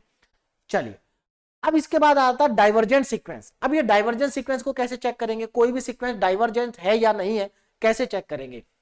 तो a sequence is said to be divergent, तो हमारा जो सीक्वेंस है वो डाइवर्जेंट कहलाएगा कब, अगर उस सीक्वेंस की जो लिमिट है, अगर उसकी लिमिट या तो इनफाइनाइट आ जाए तब वो उसको हम डाइवर्जेंट सीक्वेंस कहेंगे, या उसकी लिमिट माइनस इनफाइनाइट आ जाए तब भी हम उसको डाइवर्जेंट सीक्वेंस कहेंगे। मतलब कुल मिला के ये टॉपिक बहुत आसान है, आपको बस लिमिट निकालनी है। अगर लिमिट आपकी फाइनाइट और यूनिक आ रही है तो सिस्टम कन्वर्जेंट होगा, सीक्वेंस क्या होगा, कन्वर्जेंट होगा। अगर लिमिट प्लस इनफाइनाइट या माइनस इनफाइनाइट आ रही है तो सिस्टम क्या, सीक्वेंस क्या होगा, डाइवर्जेंस होगा। अब जरा देखो जरा ध्यान से, डाइवर्जेंट एग्जांपल लिखा है हमारा डाइवर्जेंट का, तो इसको सीक्वेंस को मैं यहां पर लिखने जा रहा हूं। देखिए सीक्वेंस हमारा क्या है, ए एन इक्वल टू में एन, है ना। अब इसकी लिमिट निकालते हैं। देखिए लिमिट क्या होगी, limit n tends to infinity, और यहां पर लिखा मैंने n। अब n के प्लेस पर, अब जरा ध्यान देना, अब ये लिमिट को मैं अप्लाई करूंगा तो n के प्लेस पे मुझे इनफाइनाइट पुट करना होगा, n के प्लेस पे क्या करना होगा, इनफाइनाइट पुट करना होगा। ध्यान दीजिए, तो n के प्लेस पर मैं पुट कर देता हूं पहले n टेंड्स टू इनफाइनाइट, और यहां पर आ गया n। और अगर आप यहां पर आप लिमिट अप्लाई करेंगे तो n के प्लेस पे क्या लिखेंगे, इनफाइनाइट, तो इसकी लिमिट आ गई इनफाइनाइट प्लस में। तो ये सिस्टम कैसा हो गया, डाइवर्जेंस हो गया, है ना। देखो लिमिट इनफाइनाइट आ गई तो सिस्टम क्या हो गया, डाइवर्जेंस हो गया, है ना। डाइवर्जेंट सिस्टम, डाइवर्जेंट सीक्वेंस हो गया हमारे पास। अब जरा ध्यान देना, अगर मैं यहां पर भी चेक करना चाहूं, देखो एक्चुअल में जो प्रॉपर तरीका है वो ये कहता है कि आपको जो लिमिट निकालनी है वो जब n इवन है तब भी कैलकुलेट करनी है, जब n आपका ऑड है आपको तब भी लिमिट कैलकुलेट करनी है, दोनों बार आपको लिमिट कैलकुलेट करनी है। तो मैं यहां पर फिर से लिमिट को कैलकुलेट कर रहा हूं, कब, इफ n इज इवन। अगर n इवन है तो देखो लिमिट क्या आएगी, जरा ध्यान से देखना। तो n अगर इवन है तो लिमिट हमारी हो जाएगी, limit n tends to infinite और a टू n, n के प्लेस पे 2n आ जाएगा, is equal to limit n tends to infinite, और यहां पर आ जाएगा 2n। और एक बात बताइए, अगर आप n की जगह इनफाइनाइट रखोगे तो 2 इंटू इनफाइनाइट हो जाएगा, और 2 इंटू इनफाइनाइट इनफाइनाइट ही होता है। तो देखो अगर n इवन है तब भी लिमिट इनफाइनाइट आ रही है। अब आगे चलते हैं, अगर हमारा जो n है वो क्या हो जाए, ऑड हो जाए, if n is odd, if n is odd, अगर n ऑड हो जाए तब हमारी लिमिट क्या आएगी। देखो अगर n ऑड हो जाएगा तो limit n tends to infinite a 2n+1, odd number को हम 2n+1 भी लिख सकते हैं, 2n-1 भी लिख सकते हैं। वैल्यू पुट करें, limit n tends to infinite, और a 2n+1 की वैल्यू क्या होगी, 2n+1 ही हो जाएगी, क्योंकि यहां पर क्या था, देखो यहां पर अगर आप n की जगह 2n रखोगे तो 2n आएगा, अगर आप n की जगह 2n+1 रखोगे तो ये भी 2n+1 आएगा। तो यहां पर हमारे पास ये आ गया। अब n की जगह आप इनफाइनाइट रखो तो 2 इंटू इनफाइनाइट इनफाइनाइट होगा, और इनफाइनाइट में जब आप 1 को ऐड करोगे तब भी इनफाइनाइट ही मिलेगा, यानी कि इसकी वैल्यू भी आपको इनफाइनाइट मिलने वाली है। तो आप देख सकते हैं हमारे पास तीनों बार लिमिट कितनी आ रही है, इनफाइनाइट आ रही है, सेम लिमिट आ रही है। बात समझ में आ गई, तीनों बार प्लस इनफाइनाइट मिल रहा है, इसका मतलब ये सीक्वेंस कैसा है, डाइवर्जेंट है। क्या है, डाइवर्जेंट है। तो कैसा है ये, इट इज डाइवर्जेंट सीक्वेंस, है ना, इट इज डाइवर्जेंट सीक्वेंस। तो समझ में आ गया होगा कि ये सीक्वेंस डाइवर्जेंट क्यों है। ठीक, चलिए अब हम आगे चलते हैं। अब हमारे पास आता है ऑसिलेटरी सीक्वेंस। कौन सा सीक्वेंस है, ऑसिलेटरी सीक्वेंस। इसको जरा ध्यान से समझिएगा, एक ऐसा सीक्वेंस जो ना तो कन्वर्जेंट है और ना डाइवर्जेंट है, ऐसे सीक्वेंस को हम ऑसिलेटरी सीक्वेंस कहते हैं। देखो जरा ध्यान से, if a sequence neither converge, ना तो ये सीक्वेंस कन्वर्ज होगा किसी फाइनाइट वैल्यू पे, और ना ही ये डाइवर्ज होगा प्लस इनफाइनाइट पे और या माइनस इनफाइनाइट पे, तो ऐसे सीक्वेंस को कहा जाता है ऑसिलेटरी सीक्वेंस। यानी कि ना तो वो फाइनाइट नंबर पे कन्वर्ज हो और ना ही वो इनफाइनाइट पे कन्वर्ज हो, ऐसे सीक्वेंस को क्या कहा जाता है, ऑसिलेटरी सीक्वेंस कहते हैं। अब ये ऑसिलेटरी सीक्वेंस दो टाइप के होते हैं। कौन कौन से दो टाइप है? पहला है ऑसिलेट फाइनाइटली सीक्वेंस। अब थोड़ा ध्यान से देखो, ये डेफिनेशन वगैरह जरूर आपको लग रही होंगी कि हमें इतना सारा इसमें क्या पढ़ना है, ऐसा कुछ नहीं है, सिर्फ बेसिक बेसिक बातों को एक बार समझना है बस। क्वेश्चंस बहुत आसान है, कुछ नहीं करना, लिमिट निकालनी है। यहां पर देखिए oscillate finitely sequence, oscillate finitely sequence, इसका मतलब समझिए क्या है। ए बाउंडेड सीक्वेंस, पहली बात तो जो ऑसिलेट फाइनाइटली सीक्वेंस होगा उसको बाउंडेड होना जरूरी है ना। तो कैसा सीक्वेंस? A bounded sequence. अगर आपके पास कोई बाउंडेड सीक्वेंस है ना, विच डज नॉट कन्वर्ज, और वो कन्वर्ज नहीं हो रहा है, अगर कोई बाउंडेड सीक्वेंस है और वो कन्वर्ज नहीं हो रहा है तो इसका मतलब वो क्या, कैसा सीक्वेंस है? ऑसिलेट फाइनाइटली सीक्वेंस, यानी कि ऑसिलेटरी सीक्वेंस में आएगा अगर कोई बाउंडेड सीक्वेंस है और वो कन्वर्ज नहीं हो रहा है। अब इसको एग्जांपल से समझते हैं। डिस्कस द कन्वर्जेंस ऑफ, ये हमारे पास यहां पर एक एग्जांपल लिखा हुआ, बहुत ही इंपॉर्टेंट एग्जांपल है, इससे समझते हैं इसको, जरा ध्यान दीजिए। देखो ये एग्जांपल पहले भी आ चुका है, A N is equal to -1 की पावर n। अब हमें इसको चेक करना है कि ये सीक्वेंस कन्वर्जेंस है, डाइवर्जेंट है या ऑसिलेटरी है।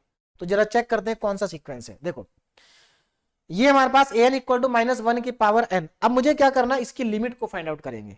अच्छा एक चीज देखो, ये जो हमारा सीक्वेंस है बाउंडेड है, ये हम पहले प्रूव कर चुके, जब हमने बाउंडेड सीक्वेंस पढ़ा था तो बाउंडेड सीक्वेंस में मैंने यही एग्जांपल लिया था, तो हमने वहां पर प्रूव किया था कि ये जो सीक्वेंस है कैसा है, बाउंडेड है, क्योंकि इसके अंदर दो ही नंबर आएंगे, -1 और +1। जब आप n की जगह नेचुरल नंबर पुट करोगे तो या तो आपको -1 मिलेगा या +1 मिलेगा। इसका मतलब जो सीक्वेंस है वो -1 से +1 तक वेरी कर रहा है, तो ये बाउंडेड सीक्वेंस हो गया क्योंकि इसका आपको लोअर बाउंड भी मालूम है और अपर बाउंड भी। अब हम चेक करते हैं कि ये कन्वर्जेंट है या नहीं है। तो जरा ध्यान से देखो, इसकी मैं निकालता हूं limit, limit n tends to infinite an is equal to, यहां पर वैल्यू पुट कर रहा हूं मैं, limit n tends to infinite, और an की जगह पुट करेंगे -1 की पावर n, -1 की पावर n हम यहां पर सब्स्टिट्यूट करेंगे, है ना। चलिए अब जरा यहां पर ध्यान से देखेंगे, अब यहां पर -1 की पावर n है। अब ये n तो इवन भी हो सकता है और ऑड भी हो सकता है, दोनों में से कुछ भी हो सकता है ना, इवन भी हो सकता है और ऑड भी हो सकता है। तो एक काम करते हैं, इसकी जो वैल्यू है हम सीधे इवन और ऑड पे ही कैलकुलेट करेंगे, है ना। अब देखो ये जो क्वेश्चन है ना, इसमें आप केवल एक लिमिट निकाल के इस क्वेश्चन को नहीं कर सकते, इसमें आपको दो लिमिट कैलकुलेट करनी ही होगी। चलिए देखिए, तो यहां पर मैं क्या कर रहा हूं, इसकी लिमिट कैलकुलेट कर रहा हूं, कब? If n is even. ध्यान से समझिएगा, इफ n इज इवन, अगर n इवन है तो लिमिट क्या होगी? तो यहां पर मैं लिमिट का फॉर्मूला लिखूंगा, n टेंड्स टू इनफाइनाइट और a टू n। जब n इवन होगा तो ये a टू n होगा। अब इसकी वैल्यू मैं लिख देता हूं, limit n tends to infinite, और n की जगह आपको 2n पुट करना है। तो n की जगह जब आप 2n पुट करेंगे तो आपके पास देखिए, जब n की जगह 2n पुट करेंगे तो आपको मिलेगा -1 की पावर 2n, -1 की पावर 2n। अब जरा यहां पर ध्यान से देखो, -1 की पावर 2n, यानी कि 2n क्या इवन नंबर है, अगर -1 की पावर इवन नंबर होगी तो वो क्या आएगा, वहां से +1 आएगा, यानी कि इसकी लिमिट आ जाएगी 1। कितनी आ जाएगी इसकी लिमिट? 1। इसका मतलब इस सीक्वेंस की लिमिट 1 है। कब? जब n इवन है। अब कैलकुलेट करते हैं जब n क्या है, ऑड है। अब जरा यहां पर ध्यान से समझेंगे, अगर n ऑड है तब कितना आएगा ना, if n is odd, if n is odd, अगर n ऑड होगा तो आपको n के प्लेस पे 2n + 1 पुट करना होगा। तो यहां पर देखो जरा, limit n tends to infinite और a 2n + 1 is equal to, value put करेंगे, limit n tends to infinite, और वैल्यू क्या हो जाएगी यहां पर, n की जगह 2n + 1 पुट कर दो तो -1 की पावर 2n + 1। अब एक बात मुझे बताइए, माइनस नंबर की जो -1 की जो पावर है वो ऑड नंबर है, ये कैसा नंबर है, ऑड। तो इसका मतलब ये कोई भी नंबर हो है तो ऑड, तो यहां पर इसकी वैल्यू कितनी आने वाली है, -1। कितनी आएगी, -1। अब जरा यहां पर ध्यान से देखो, इसकी जो लिमिट है वो यूनिक नहीं है, फाइनाइट तो है लेकिन यूनिक नहीं है। बात समझ रहे हो? तो इसका मतलब ये कन्वर्जेंट नहीं है। क्या नहीं है? कन्वर्जेंट ये नहीं है, क्योंकि इसकी जो लिमिट आई है हमारे पास, देखिए डाइवर्जेंट में तो इनफाइनाइट आती है, जैसे हमारे यहां पर इनफाइनाइट है। कन्वर्जेंट में लिमिट आनी चाहिए फाइनाइट एंड यूनिक। यहां पर लिमिट फाइनाइट तो है क्योंकि 1 और -1 है, लेकिन यूनिक नहीं है, क्योंकि ऑड नंबर पे यूनिट -1 आ रही है और इवन नंबर पे यूनिट +1 आ रही है। इसका मतलब जो हमारी लिमिट है वो आपकी फाइनाइट तो है लेकिन यूनिक नहीं है। इसलिए ये जो सीक्वेंस है हमारा, ये कैसा है? देखो बाउंडेड है। कैसा है? बाउंडेड है। क्या लिखा था? If a sequence neither converge to a finite number, तो ये जो सिस्टम है हमारा, ये फाइनाइट नंबर पे कन्वर्ज नहीं हो रहा है क्योंकि यहां पर फाइनाइट नंबर यूनिक नहीं है। दूसरा, नॉट डाइवर्ज और इनफाइनाइट ये आ नहीं रहा, तो इसका मतलब ये जो हमारा सीक्वेंस है ये कैसा है? ऑसिलेटरी है। और ऑसिलेटरी में भी कैसा है? ऑसिलेट फाइनाइटली सीक्वेंस है। क्यों? क्योंकि ये बाउंडेड तो पहले से ही है। क्या ये बाउंडेड है? विच डज नॉट कन्वर्ज, और कन्वर्ज ये हो नहीं रहा, तो यानी कि कन्वर्ज भी नहीं हो रहा और ये बाउंडेड भी है, तो इसका मतलब ये सीक्वेंस कैसा हो गया? Oscillate finitely sequence. बोलो बात समझ में आ गई? Oscillate finitely sequence. तो therefore it is an oscillate, ठीक है ना, it is an oscillate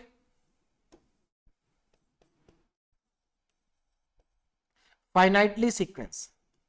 finitely sequence. तो मेरे ख्याल से आपको समझ में आ गया होगा कि ये ऑसिलेट फाइनाइटली सीक्वेंस क्यों है, क्योंकि इसकी लिमिट यूनिक नहीं है। तो जब लिमिट यूनिक ना आए तो वो सीक्वेंस कैसा होता है? Oscillate finitely sequence. अब आगे देखते हैं नेक्स्ट, इसका दूसरा टाइप, ऑसिलेट इनफाइनाइटली सीक्वेंस। अब देखो ये सीक्वेंस कैसा होगा? अनबाउंडेड होना चाहिए। पहली बात तो ये कैसा होना चाहिए? अनबाउंडेड होना चाहिए, यानी कि ऑसिलेटिंग सीक्वेंस जो है वो बाउंडेड होगा। अगर वो बाउंडेड है और कन्वर्ज नहीं हो रहा है तो कैसा होगा? Oscillate finitely sequence. अगर वो सीक्वेंस अनबाउंडेड है और डाइवर्ज नहीं हो रहा है, अनबाउंडेड है और डाइवर्ज नहीं हो रहा है, तो उस सीक्वेंस को क्या कहेंगे? Oscillate infinitely sequence. चलिए इसका एग्जांपल देखते हैं। इसका एग्जांपल हमारे पास लिखा है, एग्जांपल से समझ में आ जाएगा। देखिए यहां पर क्या है हमारे पास, ये हमें सीक्वेंस गिवन है, ये सीक्वेंस आपको गिवन है an इक्वल टू -1 की पावर n इंटू में n। n क्या है? नेचुरल नंबर को बिलोंग कर रहा है। चलिए अब इसकी लिमिट को फाइंड आउट करते हैं। देखिए लिमिट कितनी आएगी? लिमिट और लिमिट मैं इसमें कैलकुलेट करूंगा कब? If n is even.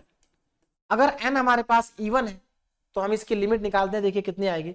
अगर n इवन है, इफ n इज इवन, देखो कितनी आएगी? Limit n tends to infinite an is equal to limit n tends to infinite, और an की जगह पुट कर देंगे -1 की पावर n इंटू n। ठीक है ना, an की वैल्यू पुट कर दी, लेकिन n को हमने इवन लिया है। एक मिनट, n को हमने क्या लिया है? इवन। तो जब n को इवन लेते हैं तो n के प्लेस पे 2n रखते हैं, तो limit n tends to infinite, और a टू n की वैल्यू कितनी हो जाएगी? -1 की पावर 2n इंटू में 2n, ये आएगा। अब जरा यहां पर ध्यान देना, देखिए अब यहां पर 2n तो कैसा नंबर है? 2n है आपका इवन नंबर, यानी कि -1 की पावर 2n कैसा नंबर आएगा? +1 में आएगा, पॉजिटिव नंबर मिलेगा। अच्छा, तो आप देखो इस लिमिट को दो जगह पर पुट करोगे। कहां कहां पर? एक तो -1 की पावर इनफाइनाइट, मतलब यहां पर कोई भी नंबर होगा वो इवन ही होगा। तो अगर आप ध्यान से देखें तो -1 की पावर 2n, मतलब यहां पर आपको प्लस में 1 मिलेगा, इंटू 2 इंटू इनफाइनाइट, तो ये ओवरऑल वैल्यू क्या आने वाली है? प्लस इनफाइनाइट आएगी। क्या आएगी भाई? इनफाइनाइट से आप किसी की चीज को मल्टीप्लाई करोगे तो इनफाइनाइट ही मिलेगा। तो यहां से इसकी लिमिट मिल गई आपको इनफाइनाइट। अब चलते हैं दूसरी साइड में, देखिए if n is even, if n is odd. जब n को ऑड लेते हैं तो ध्यान रखना n के प्लेस पे 2n + 1 पुट किया जाता है। तो यहां पर मैं इसकी लिमिट निकालूंगा, limit n tends to infinite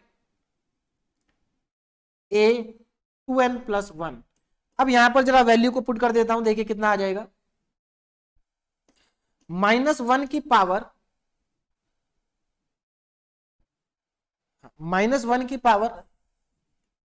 is equal to limit n tends to infinite, और -1 की पावर कितनी आएगी, n के प्लेस पर 2n+1 रखना है, 2n+1 इंटू में 2n+1 ये रखेंगे।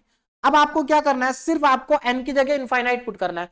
अब देखो यहां पर -1 की पावर ऑड नंबर है, तो आपको यहां पर ऑड नंबर है, इसका मतलब -1 की पावर जब ऑड नंबर होगी तो आपको -1 मिलेगा, और यहां पर n की जगह इनफाइनाइट रखोगे तो इनफाइनाइट ही मिल जाएगा, यानी कि कुल मिला के आपका आंसर आ जाएगा -इनफाइनाइट। अब जरा ध्यान देना, देखो ये जो हमारा सीक्वेंस है, क्या ये सीक्वेंस अनबाउंडेड होगा? डेफिनेटली अनबाउंडेड होगा, क्योंकि इस सीक्वेंस में देखो, इस सीक्वेंस को आप अनबाउंडेड प्रूव कर सकते हो। कैसे? आप इस सीक्वेंस के अंदर जब 1 n की जगह 1 रखोगे तो -1 की पावर 1 और 1, यानी कि ये पहला नंबर आपका क्या आएगा, -1 आएगा। उसके बाद जब इसके प्लेस पर आप 2 रखोगे तो +2 आएगा, है ना, ये यहां पर भी 2 आएगा, ये +1 हो जाएगा। फिर 3 रखोगे तो 3 रखने पे -3 आएगा, यानी कि यहां पर आपके पास नंबर जो है वो प्लस में भी आएंगे और माइनस में भी आएंगे, और ये कभी खत्म नहीं होंगे, आते चले जाएंगे। यानी कि सीक्वेंस कैसा है, अनबाउंडेड है। कैसा सीक्वेंस है, अनबाउंडेड। तो अनबाउंडेड चेक करना मैंने आपको बता दिया कि अनबाउंडेड कैसे चेक होगा। आप इसको चेक कर सकते हैं, पहले आप चेक करेंगे इस सीक्वेंस को कि ये बाउंडेड है या नहीं है, तो ये अनबाउंडेड है। और अनबाउंडेड होने के साथ साथ इसकी आप लिमिट देखो, जब n इवन है तो लिमिट आ रही +∞, और जब n ऑड है तो लिमिट आ रही -∞, यानी कि लिमिट जो है दोनों बार अलग अलग आ रही है, एक बार +∞ और एक बार -∞। अगर लिमिट दोनों जगह +∞ आती तब ये सिस्टम डाइवर्ज होता, दोनों जगह -∞ आती तब भी ये सिस्टम डाइवर्ज होता, लेकिन दोनों तरफ लिमिट अलग अलग आ रही है, एक तरफ +∞ और एक तरफ -∞, इसलिए जो ये हमारा सीक्वेंस है ये डाइवर्ज नहीं है। तो अनबाउंडेड है, डाइवर्ज नहीं है, इसलिए ये सीक्वेंस कैसा है, ऑसिलेट इनफाइनाइटली सीक्वेंस। तो इट इज एन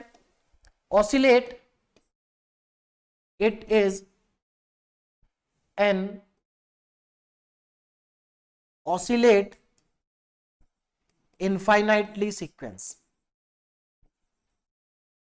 तो बहुत सिंपल है, केवल आपको लिमिट निकालनी है और बता देना है कि ये सीक्वेंस कैसा है। तो यहां पर आपको लिमिट निकालने के साथ साथ आपको इसमें यह भी चेक करना पड़ेगा इन दोनों केस में पर्टिकुलरली कि ये सीक्वेंस बाउंडेड है या नहीं है ना। तो जब आप ये चेक कर रहे हैं तो इसमें आप ये देख लें कि ये बाउंडेड है या नहीं है। अगर ये बाउंडेड है और कन्वर्ज नहीं हो रहा है तो ऑसिलेट फाइनाइटली सीक्वेंस होगा, और अगर अनबाउंडेड है और डाइवर्ज नहीं हो रहा है तो कैसा हो जाएगा, ऑसिलेट इनफाइनाइटली सीक्वेंस आपके पास आ जाएगा। तो ये तो हो गया हमारा कन्वर्जेंट, डाइवर्जेंट और ऑसिलेटिंग सीक्वेंस के बारे में। अब हम थोड़ा सा आगे पढ़ते हैं। अब हमारे पास आता है मोनोटोनिक सीक्वेंस। अब ये मोनोटोनिक सीक्वेंसेस क्या होते हैं, यहां पर देखो काफी सारे डेफिनेशन है, लेकिन आपको डेफिनेशन पे ज्यादा ध्यान नहीं देना, आप सिंपली उसके कॉन्सेप्ट को समझिए कि मोनोटोनिक सीक्वेंसेस होते क्या है। देखिए मोनोटोनिक सीक्वेंसेस ऐसे सीक्वेंसेस होते हैं वो या तो इंक्रीजिंग हो या डिक्रीजिंग हो। तो इंक्रीजिंग और डिक्रीजिंग सीक्वेंस को ही हम मोनोटोनिक सीक्वेंस बोलते हैं। देखो यहां पर डेफिनेशन लिखी है monotonic sequence, a sequence is said to be monotonic if it is either monotonically increasing or monotonically decreasing। अगर सीक्वेंस मोनोटोनिकली इंक्रीज कर रहा है या मोनोटोनिकली डिक्रीज कर रहा है तो ऐसे सीक्वेंस को हम क्या कहते हैं, मोनोटोनिक सीक्वेंस कहते हैं। अब इसके अंदर हमारे पास सबसे पहले जो सीक्वेंस आता है वो है मोनोटोनिक इंक्रीजिंग सीक्वेंस। इसको समझते हैं, इसका मतलब क्या है। मोनोटोनिक इंक्रीजिंग सीक्वेंस यानी कि एक ऐसा सीक्वेंस जो कि इंक्रीज कर रहा है उसको मोनोटोनिक इंक्रीजिंग सीक्वेंस बोलते हैं। देखो A sequence is said to be monotonically increasing if, कोई भी सीक्वेंस मोनोटोनिकली इंक्रीजिंग कब होगा, जब वो लगातार इंक्रीज कर रहा हो। इसका मतलब क्या है मैथमेटिकली, जरा ध्यान दीजिए। मान लीजिए मेरे पास एक सीक्वेंस है an+1, है ना, तो इस सीक्वेंस के अंदर ये टर्म आ रही है an+1, है ना। तो इससे पहली टर्म क्या होगी, इससे पहली वाली टर्म होगी an। तो मैंने किसी भी सीक्वेंस के दो टर्म ले ली, एक ये nth टर्म और एक ये n+1th टर्म। तो इन दोनों में से कौन सी टर्म पहले आएगी, an पहले आएगी और n+1 बाद में आएगी, है ना। तो अगर किसी भी सीक्वेंस की n+1th टर्म उसकी nth टर्म से बड़ी है, इसका मतलब वो जो गिवन सीक्वेंस है ना वो मोनोटोनिक इंक्रीजिंग सीक्वेंस है। क्यों? क्योंकि देखो आगे वाली टर्म बड़ी है, पीछे वाली टर्म छोटी है, तो इंक्रीज हो रहा है ना। तो मेरे ख्याल से आपको समझ में आ गया होगा कि मोनोटोनिक इंक्रीजिंग सीक्वेंस का मतलब क्या है। जहां पर सीक्वेंस क्या हो रहा हो, इंक्रीज हो रहा हो, मतलब जिसकी n+1 टर्म उसकी n टर्म से बड़ी हो। या सिंपल सा समझ लेते हैं, अगर मान लो उस सीक्वेंस की मैं 15 टर्म लेता हूं और एक 14 टर्म लेता हूं, तो 15 टर्म 14 टर्म से अगर बड़ी है तो इसका मतलब वो सीक्वेंस कैसा है, मोनोटोनिकली इंक्रीजिंग है। और ऐसा केवल 2 टर्म में नहीं, सारी टर्म में ऐसा ही होना चाहिए। जितनी भी टर्म है हमारी वो इंक्रीजिंग ऑर्डर में होनी चाहिए। मेरे ख्याल से समझ में आ गया होगा मोनोटोनिकली इंक्रीजिंग सीक्वेंस का मतलब। स्ट्रिक्टली मोनोटोनिक इंक्रीजिंग सीक्वेंस, अच्छा एक चीज ध्यान दीजिए, ये मोनोटोनिक इंक्रीजिंग लिखा हमने तो यहां लेस देन इक्वल टू भी आएगा, यहां पर इक्वल टू का साइन भी आएगा, मैंने लिखा नहीं, लेस देन इक्वल टू, यानी कि n+1 टर्म जो है वो n टर्म से या तो बड़ी हो या बराबर हो, बराबर भी यहां पर चल जाएगा लेकिन छोटी नहीं होनी चाहिए, है ना। तो मोनोटोनिक इंक्रीजिंग। अब यहां पर है स्ट्रिक्टली मोनोटोनिक, मतलब स्ट्रिक्टली मोनोटोनिक का मतलब है कि इक्वल नहीं हो सकता, यानी कि यहां पर कंडीशन क्या होगी कि जो हमारी nth टर्म है, n+1 टर्म है, वो n टर्म से बड़ी होनी ही चाहिए। इक्वल का साइन यहां नहीं आएगा। देखो सिंपल सी बात है, इस इंक्रीजिंग जहां पर इक्वल का साइन भी आ रहा है, स्ट्रिक्टली इंक्रीजिंग जहां इक्वल का साइन नहीं आ रहा है। तो ये हमारा क्या है, मोनोटोनिकली इंक्रीजिंग सीक्वेंस है, और ये हमारा क्या है, स्ट्रिक्टली मोनोटोनिकली इंक्रीजिंग सीक्वेंस है, क्योंकि यहां पर इक्वल नहीं हो सकता, इंक्रीजिंग ही होगा। यानी कि यहां पर n टर्म और n+1 टर्म इक्वल नहीं हो सकती, इंक्रीजिंग ऑर्डर में ही होगी। n+1 टर्म बड़ी होगी, n टर्म छोटी होगी। यहां पर जनरली तो यहां पर भी n+1 टर्म बड़ी होगी और n टर्म छोटी होगी, लेकिन यहां पर अगर इक्वल भी आ जाती हैं तो भी कोई प्रॉब्लम नहीं है, तब भी वो मोनोटोनिकली इंक्रीजिंग सीक्वेंस ही होगा। अब चलते हैं आगे, नेक्स्ट सीक्वेंस देखिए हमारा कौन सा है, next sequence monotonic decreasing sequence. Simple सी बात है, ऐसा सीक्वेंस जो डिक्रीज हो रहा हो। तो डिक्रीजिंग का मतलब क्या है, अगर यहां पर भी मैं 2 टर्म लिखता हूं, एक n+1 टर्म और एक nth टर्म, तो इसमें जो nth टर्म है ना वो n+1 टर्म से बड़ी हो सकती है या इक्वल हो सकती है, बड़ी भी हो सकती है या इक्वल भी हो सकती है। अगर ऐसा है तो वो सीक्वेंस कैसा होगा, मोनोटोनिकली डिक्रीजिंग सीक्वेंस होगा। तो मेरे ख्याल से समझ में आ गया, यहां पर nth टर्म बड़ी है, n+1 टर्म छोटी है, यानी कि यहां पर जो सीक्वेंस होगा ना वो डिक्रीजिंग ऑर्डर में होगा। कैसा होगा, डिक्रीजिंग ऑर्डर में। चलिए नेक्स्ट देखिए, स्ट्रिक्टली मोनोटोनिक। तो स्ट्रिक्टली में क्या होगा, जो हमारा nth टर्म है, जो nth टर्म है वो n+1 टर्म से बड़ी होगी, यानी कि nth टर्म बड़ी है, n+1 टर्म छोटी है, यानी कि ये सीक्वेंस क्या हो गया, डिक्रीजिंग ऑर्डर, स्ट्रिक्टली डिक्रीजिंग हो गया है, स्ट्रिक्टली डिक्रीजिंग। और उसके बाद लास्ट में डेफिनेशन है स्ट्रिक्टली मोनोटोनिक सीक्वेंस, यानी कि ऐसा सीक्वेंस जो कि स्ट्रिक्टली या तो डिक्रीजिंग है या स्ट्रिक्टली इंक्रीजिंग है, यानी कि स्ट्रिक्टली मोनोटोनिक या फिर स्ट्रिक्टली मोनोटोनिकली इंक्रीजिंग या स्ट्रिक्टली मोनोटोनिकली डिक्रीजिंग। तो जो स्ट्रिक्टली इंक्रीजिंग या स्ट्रिक्टली डिक्रीजिंग सीक्वेंस है उसको हम कहते हैं स्ट्रिक्टली मोनोटोनिक सीक्वेंस। बोलो बात समझ में आ गई। तो देखो सिंपल है, कुछ नहीं, आपको सिर्फ इतना ध्यान रखना है कि जहां पर इंक्रीजिंग बोला जाए तो वहां पर टर्म्स क्या हो रही है, इंक्रीज होती जा रही है, और जहां पर डिक्रीजिंग बोला है वहां पर सीक्वेंस की टर्म डिक्रीज होती जा रही है ना। ये इसका मतलब था। अब जरा यहां पर कुछ और इंपॉर्टेंट पॉइंट्स इनको समझ लेते हैं। कन्वर्जेंस ऑफ मोनोटोनिक सीक्वेंस, इसको जरा ध्यान से समझिए, कुछ इंपॉर्टेंट पॉइंट है इसके अंदर। Convergence of monotonic sequence. अब ये देखो, ये जो यहां पर मेथड मैं आपको बता रहा हूं, आगे मैं आपको क्वेश्चन कराऊंगा कुछ, उन क्वेश्चंस को हम 2 तरीके से कर सकते हैं। एक तरीका इनके ऊपर बेस्ड है जो मैं यहां पर बता रहा हूं, और दूसरा तरीका लिमिट कैलकुलेट करने वाला जो हमने अभी किया था। देखो क्या है, मोनोटोनिक इंक्रीजिंग, अगर कोई सीक्वेंस मोनोटोनिकली इंक्रीजिंग है और वो बाउंडेड अबव है, मतलब इंक्रीज हो रहा है, अगर आपके पास कोई ऐसा सीक्वेंस है जो मोनोटोनिकली इंक्रीज हो रहा है और उस सीक्वेंस का आपको वो सीक्वेंस बाउंडेड अबव है, यानी कि उस सीक्वेंस का आपको अपर बाउंड मालूम है, तो एक बात ध्यान से सुनिए, अगर कोई भी सीक्वेंस इंक्रीजिंग है और उसका अपर बाउंड आपको मालूम है तो इसका मतलब वो सीक्वेंस कैसा हो गया, कन्वर्जेंट हो गया। तो ऐसा सीक्वेंस जो इंक्रीजिंग हो और जिसका अपर बाउंड आपको मालूम है, बाउंडेड अबव का मतलब क्या है कि आपको उसका अपर बाउंड मालूम है, यानी कि उस सीक्वेंस के अंदर सबसे बड़ा नंबर कौन सा है ये आपको मालूम है। तो अगर आपका सीक्वेंस इंक्रीजिंग है और आपको ये पता है कि उसमें सबसे बड़ा नंबर कौन सा है, तो ऐसा सीक्वेंस जो होता है वो कन्वर्जेंट सीक्वेंस कहलाता है। बात समझ में आ गई? यानी कि किसी भी सीक्वेंस को अगर आपको ये प्रूव करना है कि वो कन्वर्जेंट है या नहीं है, तो एक मेथड तो लिमिट निकालने वाला होता है और वही आसान भी है। दूसरा मेथड ये है कि आप क्या करिए, पहले तो आप ये प्रूव करिए कि वो जो गिवन सीक्वेंस है वो इंक्रीजिंग है। इंक्रीजिंग सीक्वेंस कैसे प्रूव किया जाएगा, उसके लिए आपको क्या करना होगा, n+1 टर्म निकालनी होगी और nth टर्म निकालनी होगी, और आप n+1 टर्म में से इस टर्म को माइनस करेंगे, मतलब आगे वाली टर्म में से पीछे वाली टर्म को माइनस करेंगे।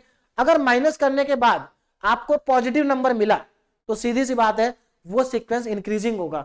देखो आप बाद वाले नंबर में से पहले वाले नंबर को माइनस कर रहे हो और आपको पॉजिटिव मिल रहा है, इसका मतलब सीक्वेंस कैसा है, इंक्रीजिंग है। और अगर आपको इन दोनों का डिफरेंस, अगर आपको इन दोनों का डिफरेंस माइनस में मिल जाए, निगेटिव मिल जाए, तो इसका मतलब सीक्वेंस डिक्रीजिंग है ना। तो पहले तो आपको यह प्रूव करना होगा कि सीक्वेंस इंक्रीजिंग है या डिक्रीजिंग है। जब आप ये प्रूव कर दें कि वो इंक्रीजिंग है या डिक्रीजिंग है, उसके बाद आपको ये प्रूव करना होगा कि वो जो सीक्वेंस है उसका अपर बाउंड क्या है, यानी कि उसका जो बाउंडेड अबव, आपको ये प्रूव करना होगा कि वो बाउंडेड अबव है। तो अगर आपने ये दोनों बातें प्रूव कर दी तो आप कह सकते हैं कि आपका सीक्वेंस क्या है, कन्वर्जेंट है। ठीक है ना। दूसरा पॉइंट देखो, अगर कोई सीक्वेंस मोनोटोनिकली डिक्रीजिंग है और वो बाउंडेड बिलो है तो वो भी कन्वर्जेंट होगा। यानी कि अगर कोई सीक्वेंस डिक्रीज कर रहा है तो आपको पहले प्रूव करना पड़ेगा कि वो डिक्रीज कर रहा है। कैसे प्रूव करेंगे, अगर इन दोनों का डिफरेंस नेगेटिव आ गया तो इसका मतलब वो डिक्रीजिंग है, तो आपने प्रूव कर दिया कि वो डिक्रीजिंग सीक्वेंस है। उसके साथ साथ आपको यह भी प्रूव करना पड़ेगा कि वो बाउंडेड बिलो है, यानी कि उसका लोअर बाउंड आपको पता है, ऐसा आपको प्रूव करना पड़ेगा। और अगर आपने ऐसा प्रूव कर दिया तब भी वो सीक्वेंस क्या कहलाएगा, कन्वर्जेंट कहलाएगा। बात समझ में आ गई, कन्वर्जेंट कहलाएगा। आप जब देखेंगे तो जो क्वेश्चंस हैं जो हम आगे करने वाले वो इस मेथड से भी आप कर सकते हैं, है ना। चलिए, if A monotonic increasing sequence is not bounded above, अगर आपके पास कोई इंक्रीजिंग सीक्वेंस है और वो बाउंडेड अबव नहीं है तो इसका मतलब वो डाइवर्ज होगा प्लस इंफिनिटी पे। मतलब अगर वो कन्वर्जेंट नहीं है तो कैसा होगा, डाइवर्जेंट होगा, और डाइवर्जेंट भी किसकी तरफ, प्लस इंफिनिटी की तरफ। बात समझ में आ रही है। मतलब अगर कोई फंक्शन इंक्रीजिंग है, कैसा फंक्शन है, इंक्रीजिंग है, तो वो इंक्रीज हो रहा लगातार और उसका आपको अपर बाउंड नहीं पता, तो इसका मतलब वो कहां तक इंक्रीज होगा, प्लस इंफिनिटी तक। तो इसीलिए यहां पर लिखा है। और जब कोई भी सीक्वेंस प्लस इंफिनिटी तक इंक्रीज होता है तो उसको हम क्या कहते हैं, डाइवर्जेंस कहते हैं, डाइवर्जेंट सीक्वेंस कहते हैं। तो ये डाइवर्ज हो जाएगा प्लस इंफिनिटी पे। नेक्स्ट देखो, if A monotonic decreasing sequence not bounded below, अगर आपके पास कोई डिक्रीजिंग सीक्वेंस है और उसकी लोअर बाउंड्री आपको मालूम नहीं है तो वो सीक्वेंस माइनस इंफिनिटी तक जाएगा, है ना, यानी कि वो डाइवर्ज हो जाएगा माइनस इंफिनिटी पे। ठीक, last point, A monotonic and bounded sequence is convergent, अगर आपके पास कोई ऐसा सीक्वेंस है जो मोनोटोनिक और बाउंडेड दोनों है, मतलब बाउंडेड भी है और मोनोटोनिक भी है, मतलब इंक्रीजिंग और डिक्रीजिंग भी है, तो ऐसा सीक्वेंस हमेशा कन्वर्जेंट होता है। ठीक है ना। तो ये यहां पर 5 इंपॉर्टेंट पॉइंट है। देखिए इन पॉइंट्स के अलावा और भी कुछ इंपॉर्टेंट पॉइंट्स होते हैं, हालांकि उनका कोई ज्यादा यूज नहीं होगा, जहां पर यूज आएगा मैं आपको बता दूंगा। क्या क्या होते हैं कि अगर आपके पास दो सीक्वेंस है और दोनों कन्वर्जेंट है, दोनों सीक्वेंस क्या है, कन्वर्जेंट है, तो अगर आप उन दोनों सीक्वेंस को ऐड कर दोगे तो जो नया सीक्वेंस बनेगा वो भी कन्वर्जेंट होगा, है ना, पहला पॉइंट। अगर आप उन दोनों सीक्वेंस को माइनस करोगे तब भी जो नया सीक्वेंस आएगा वो भी कन्वर्जेंट होगा। अगर आप उन दोनों सीक्वेंस को मल्टीप्लाई करोगे तो जो नया सीक्वेंस आएगा वो भी कन्वर्जेंट होगा। अगर आप उन दोनों को डिवाइड करोगे तो जो नया सीक्वेंस आएगा वो भी कन्वर्जेंट होगा। तो ये कुछ और इंपॉर्टेंट पॉइंट्स है जो जहां पर जिनका यूज आएगा मैं वहां पर बता दूंगा।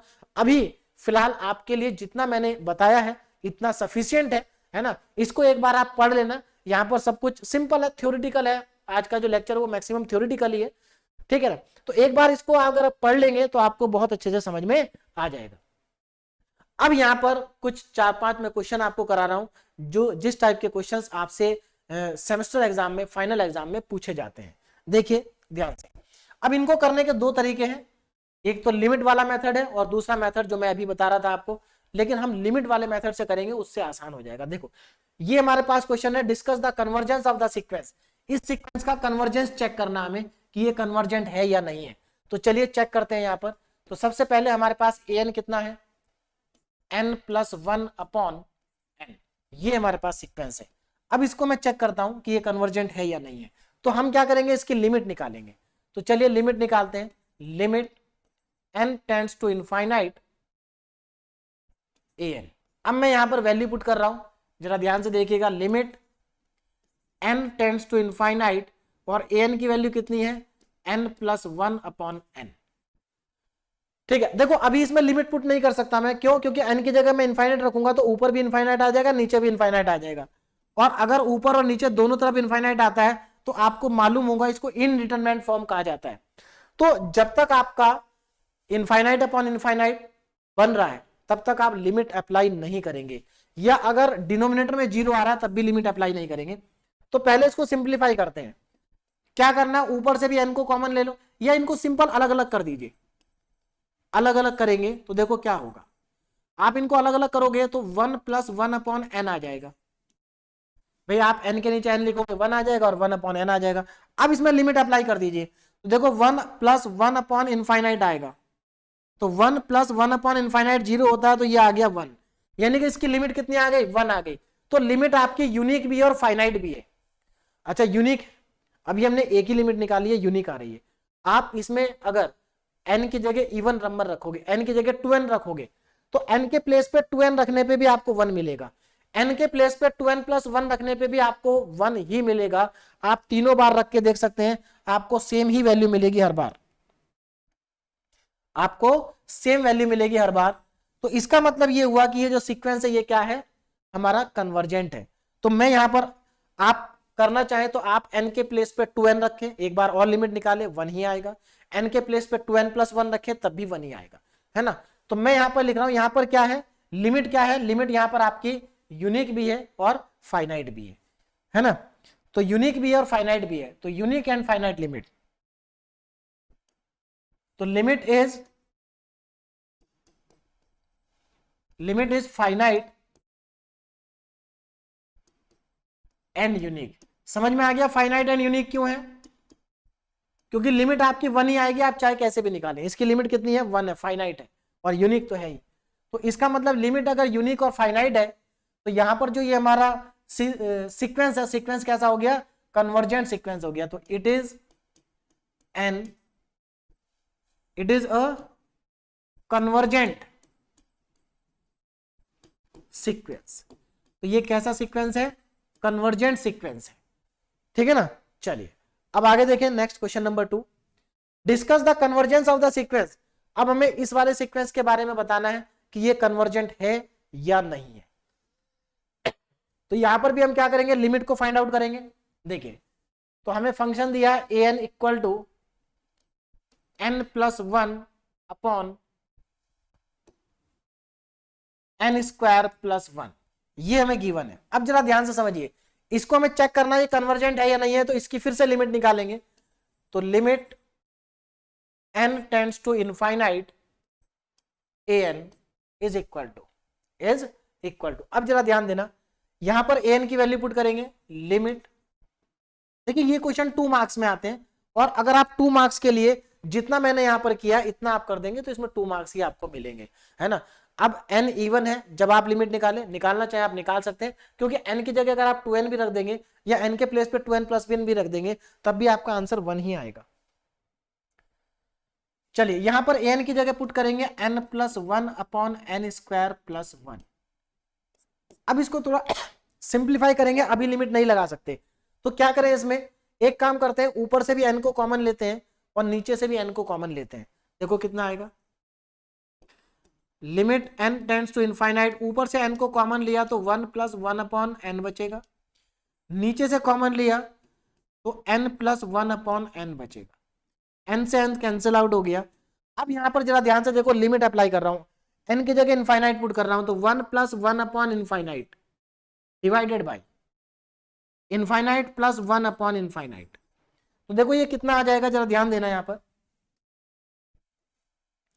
ये हमारा आ जाएगा 1 प्लस 1 अपॉन इनफाइनाइट, सबको मालूम है 0 होता है, इनफाइनाइट प्लस नीचे कितना आ रहा है, इनफाइनाइट प्लस 0, क्योंकि 1 अपॉन इनफाइनाइट भी 0 होता है, यानी कि 1 अपॉन इनफाइनाइट और 1 अपॉन इनफाइनाइट कितना होता है? 0। कितना होता है? 0। तो आप देख सकते हैं इसकी लिमिट भी क्या आ रही है? फाइनाइट एंड यूनिक, है ना। तो limit is finite and unique. तो इसकी जो लिमिट है वो फाइनाइट भी है और यूनिक भी है। तो limit is finite and unique, और फाइनाइट और यूनिक लिमिट होने की वजह से यहां पर जो हमारा आंसर है वो क्या हो जाएगा? Therefore it is an convergent sequence. It is a convergent sequence. ठीक है, n के प्लेस पर 2n और 2n प्लस 1 रखने के बाद आप कैलकुलेट करके अपने आप देख लेना, तब भी इतना ही आंसर आएगा, है ना। और 2 मार्क्स के लिए अगर आप इतना प्रूव कर देंगे तो ये आपके लिए सफिशिएंट है। Next question number 3, discuss the convergence of the sequence. तो यहां पर भी आपको इसके कन्वर्जेंस को चेक करना है। चलिए देखिए, तो हमारे पास सीक्वेंस दिया है n अपॉन n प्लस 1। अब यहां पर देखो मैं वैल्यू को पुट कर रहा हूं, limit n tends to infinite an is equal to limit n tends to infinite. अब देखो यहां पर इसको सिंप्लीफाई करते हैं। एक काम करते हैं, इसमें से n को नीचे से कॉमन ले लेता हूं मैं। n नीचे से n को कॉमन लूंगा तो 1 प्लस 1 अपॉन n बचेगा, और यहां पर n से n कट गया, तो यहां पर बचा मेरे पास limit n tends to infinite, ऊपर बचा 1, नीचे बचा 1 अपॉन 1 प्लस n। अब n की जगह इनफाइनाइट रख दीजिए, तो 1 अपॉन 1 प्लस 1 अपॉन इनफाइनाइट। अब यहां पर देखो जरा, 1 अपॉन 1 प्लस 0 आ जाएगा, यानी कि 1 अपॉन 1, हमारा यहां से आंसर क्या आ जाएगा? 1 आ जाएगा आंसर। तो ये आ गया 1 अपॉन 1, यानी कि आंसर आ गया फाइनली 1। तो 1 अगेन क्या है? फाइनाइट एंड यूनिक है, क्योंकि आप जब n के प्लेस पे 2n रखोगे या n के प्लेस पे 2n प्लस 1 रखोगे तब भी आंसर आपका 1 ही आएगा। तो limit is finite, limit is finite and unique. तो जो हमारी लिमिट है वो फाइनाइट के साथ साथ यूनिक भी है, तो therefore it is an convergent sequence. तो it is a convergent sequence. तो ये भी सीक्वेंस कैसा हो गया? कन्वर्जेंट हो गया। Now next question, discuss the convergence of the sequence. अब यहां पर हमें ये सीक्वेंस दिया, हमें इसको चेक करना है कि कन्वर्जेंस है या नहीं है। चलिए देखिए, अब अगर आप इस सीक्वेंस को ध्यान से देखें तो ये एक्चुअल में हमारे पास एक जीपी लिखा हुआ, क्या है ये? जीपी, ज्योमेट्रिक प्रोग्रेशन है। देखो कॉमन रेशियो कितना सेम है, 1/3। कॉमन रेशियो कैसे निकालते हैं? अगली वाली देखिए, इस टर्म को 1/3 को आप क्या करेंगे? 1/3 को डिवाइड करेंगे 1 से, तो कितना आ जाएगा? 1/3 आ जाएगा। फिर आप 1/9, ये 1/3 का स्क्वायर है तो 1/9, 1/9 को डिवाइड करोगे 1/3 से, फिर से 1/3 आ जाएगा। यानी कि कहने का मतलब ये कॉमन रेशियो सेम है, मतलब ये जीपी है। क्या है? जीपी। तो given sequence is a GP. Given sequence is a GP. Given sequence क्या है? एक जीपी है। और ये जो जीपी आपको दिया है इसमें फर्स्ट टर्म कितनी है? 1। कॉमन रेशियो कितना है? 1/3। कॉमन रेशियो कितना है? 1/3। अब आपको क्या करना होगा, इस सीक्वेंस को कैसे निकालेंगे? देखो बीच में प्लस का साइन भी लगा है, यानी कि हमें इस सीक्वेंस का सम लेना होगा। तो इस सीक्वेंस के सम का फार्मूला ना, अब हमें क्या करना है? जीपी, जो हमारा जीपी होता है, जीपी के सम का जो फॉर्मूला होता है वो मुझे यहां पर अप्लाई करना पड़ेगा। तो पहले मुझे एन को फाइंड करना पड़ेगा, यानी कि जीपी का सम लिखना पड़ेगा। अब देखो जीपी के सम का फॉर्मूला क्या होता है, जरा ध्यान दीजिए। जीपी के सम का फॉर्मूला होता है S equal to A1 minus R की power n upon 1 minus R। एक फॉर्मूला तो ये होता है, दूसरा होता है A R की power n minus 1 upon R minus 1। अब इस फॉर्मूले को कब लगाते हैं? जब R की वैल्यू 1 से कम हो, और इसको लगाते हैं जब R की वैल्यू 1 से ज्यादा हो। तो हमारे ये जीपी के दो फॉर्मूले होते हैं, इसमें से कौन सा फॉर्मूला लगाना है यहाँ पे हमें? देखो जरा आर की वैल्यू चेक करो, आर की वैल्यू 1 से कम है, तो इसका मतलब हमारा फॉर्मूला कौन सा अप्लाई होगा, ये वाला, आर की वैल्यू जब कम है। तो चलिए इस वैल्यू को, इस फॉर्मूले को पुट करता हूं मैं यहाँ पर। तो ए एन, अब हम एस नहीं लिखेंगे, ए एन लिखेंगे। तो हमारा फॉर्मूला क्या हो जाएगा, ए ब्रैकेट में 1 माइनस आर की power n divided by 1 minus R. Value को पुट कर रहा हूं मैं यहाँ पर, ए कितना है 1, ब्रैकेट में 1 माइनस आर कितना है 1/3।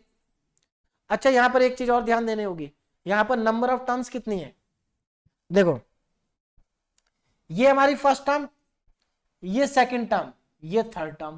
अब जरा ध्यान से देखो, जब थर्ड टर्म है तो 3 की पावर 2 है ना, यानी कि यहां तक कितनी टर्म हो गई 3, यानी कि जब पावर 2 है तो नंबर ऑफ टर्म 3 हो चुकी हैं। तो एक बात बताइए, जब पावर n होगी तो नंबर ऑफ टर्म्स n+1 होंगी।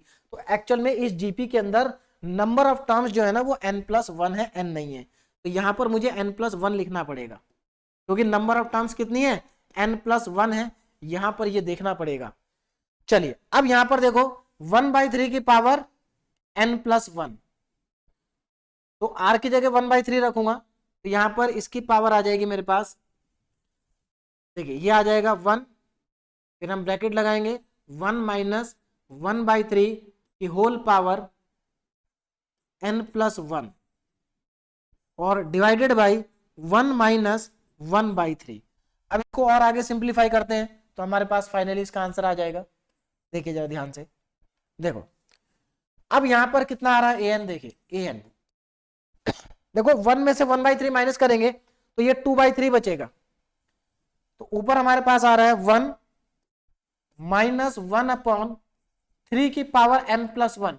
देखो जो पावर है ऊपर नीचे अलग अलग कर दी, 1 की पावर n+1 1 ही रहेगा, 3 की पावर n+1 नीचे आ गया, तो न्यूमरेटर तो ये हो गया, और डिनोमिनेटर में क्या लिखा है 2/3, और ये 2/3 का 3 सबसे ऊपर चला जाएगा, तो यहां पर आ जाएगा 3/2 ब्रैकेट में, हाँ एक मिनट, ब्रैकेट में हमारे पास कितना आएगा 1 माइनस 1/3 की पावर n+1। अब जरा यहां पर ध्यान से समझिएगा, देखो यहां पर हमने क्या किया, r की वैल्यू को पुट किया, मतलब मेरे पास ये जो है सीक्वेंस आ गया, ये मेरे पास सीक्वेंस है, इसमें मुझे लिमिट निकालनी है, इस सीक्वेंस की मुझे क्या करनी है, लिमिट फाइंड आउट करनी है। तो मैं अब यहां पर लिमिट कैलकुलेट करूंगा an की, n टेंड्स टू इनफाइनाइट पर, देखो कितने आएंगे, limit n tends to infinite और 1 माइनस 1/3 की पावर n+1। अब एक बात बताइए, n क्या है, इनफाइनाइट है, n क्या है, इनफाइनाइट है, और इसके बाहर 3/2 है। तो यहां पर जब आप लिमिट लगाएंगे, जब आप लिमिट अप्लाई करेंगे यहां पर n+1, n की जगह जब आप इंफिनिटी रखोगे तो 3 की पावर इंफिनिटी हो जाएगा, यानी कि लिमिट अप्लाई करने के बाद ये आएगा 3/2 1 माइनस 1/3 की पावर इनफाइनाइट, और 3 की पावर इनफाइनाइट इनफाइनाइट हो जाएगा, और 1/इनफाइनाइट 0 हो जाएगा। इसका मतलब आगे हमें क्या मिलेगा 3/2 1 माइनस 0, यानी कि इसका आंसर आ जाएगा 3/2। कितना आ जाएगा 3/2। तो 3/2 क्या है, एक फाइनाइट एंड यूनिक वैल्यू है। अगर आप यहां पर n के प्लेस पर 2n+1 या 2n लेंगे तब भी आंसर 3/2 ही आएगा, यानी कि इसकी लिमिट कितनी आ रही है 3/2। तो लिमिट क्या है, यूनिक भी है और फाइनाइट भी है। इसका मतलब ये सीक्वेंस भी कैसा हो गया, कन्वर्जेंट हो गया। कैसा सीक्वेंस हो गया, कन्वर्जेंट सीक्वेंस हमारे पास आ चुका है, ठीक है ना। तो कन्वर्जेंट का मतलब आपको समझ में आ गया होगा कि कन्वर्जेंट सीक्वेंस क्या होता है।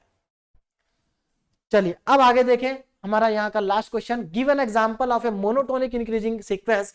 हमें यहाँ पर एक मोनोटोनिक इंक्रीजिंग सीक्वेंस का एग्जांपल देना है, और जो कि इंक्रीजिंग होने के साथ साथ क्या हो, कन्वर्जेंट भी हो और डाइवर्जेंट भी हो। मतलब एक एग्जांपल ऐसा देना है जो कि कन्वर्जेंट हो, और एक एग्जांपल ऐसा देना है जो कि डाइवर्जेंट हो। चलिए ध्यान दीजिएगा, तो एक तो आपको इंक्रीजिंग फंक्शन चाहिए, कैसा सीक्वेंस चाहिए, इंक्रीजिंग। तो हम यहां पर देखो एक इंक्रीजिंग फंक्शन लिख लेते हैं कि let a n equal to, यहां पर एक इंक्रीजिंग फंक्शन लिखते हैं, मोनोटोनिकली इंक्रीजिंग होना चाहिए, और साथ ही साथ वो कन्वर्जेंट भी होना चाहिए। तो देखो इसके लिए सबसे आसान एग्जांपल है n/n+1। n upon n plus 1। इस सीक्वेंस को अगर आप चेक करेंगे तो ये सीक्वेंस हमारा कन्वर्जेंट भी होगा और मोनोटोनिकली इंक्रीजिंग तो ये है ही। देखो क्यों, अगर आप ध्यान दें इस सीक्वेंस में, अगर आप इस सीक्वेंस को लिखेंगे तो देखो इसमें क्या क्या आ जाएगा, n नेचुरल नंबर है, तो यहां पर जब आप n की जगह 1 पुट करोगे तो 1 ऊपर 1 और नीचे 1/2 हो जाएगा। जब आप n की जगह 2 पुट करोगे तो 2/3, 3 पुट करोगे 3/4, 4 पुट करोगे 4/5 और ये ऐसे ही चलते जाएगा। अब एक बात बताइए, सीक्वेंस इंक्रीजिंग है या नहीं है? देखो जरा चेक करो, पहली वैल्यू 0.5 है, दूसरी वैल्यू 0.6 है ना, यानी कि इंक्रीज हो रही है। अगर आप 3/4 को कैलकुलेट करोगे तो 0.6 से ज्यादा ही आएगा, यानी कि ये सीक्वेंस हमेशा बढ़ता जा रहा है, इंक्रीजिंग है। कैसा है? इंक्रीजिंग है। Hence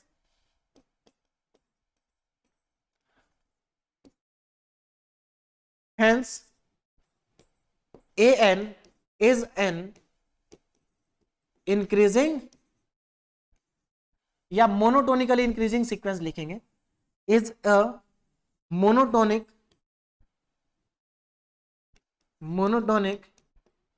increasing sequence. ये कैसा सीक्वेंस है? मोनोटोनिक इंक्रीजिंग सीक्वेंस है। तो हमने इसको इंक्रीजिंग तो प्रूव कर दिया कि ये इंक्रीजिंग है, लेकिन हमें ये भी प्रूव करना है कि ये कन्वर्जेंट है। हमें एक ऐसा एग्जांपल बताना है जो कि मोनोटोनिक इंक्रीजिंग भी हो और कन्वर्जेंट भी हो। तो इसको कन्वर्जेंट भी प्रूव करना है, तो कन्वर्जेंट के लिए आप इसकी लिमिट निकाल लेंगे। क्या करेंगे? लिमिट निकाल लेंगे। देखिए जरा, अब इसकी लिमिट निकालने जा रहा हूं मैं। देखो, limit n tends to infinite और an, तो यहां पर वैल्यू पुट करेंगे, limit n tends to infinite, an कितना है?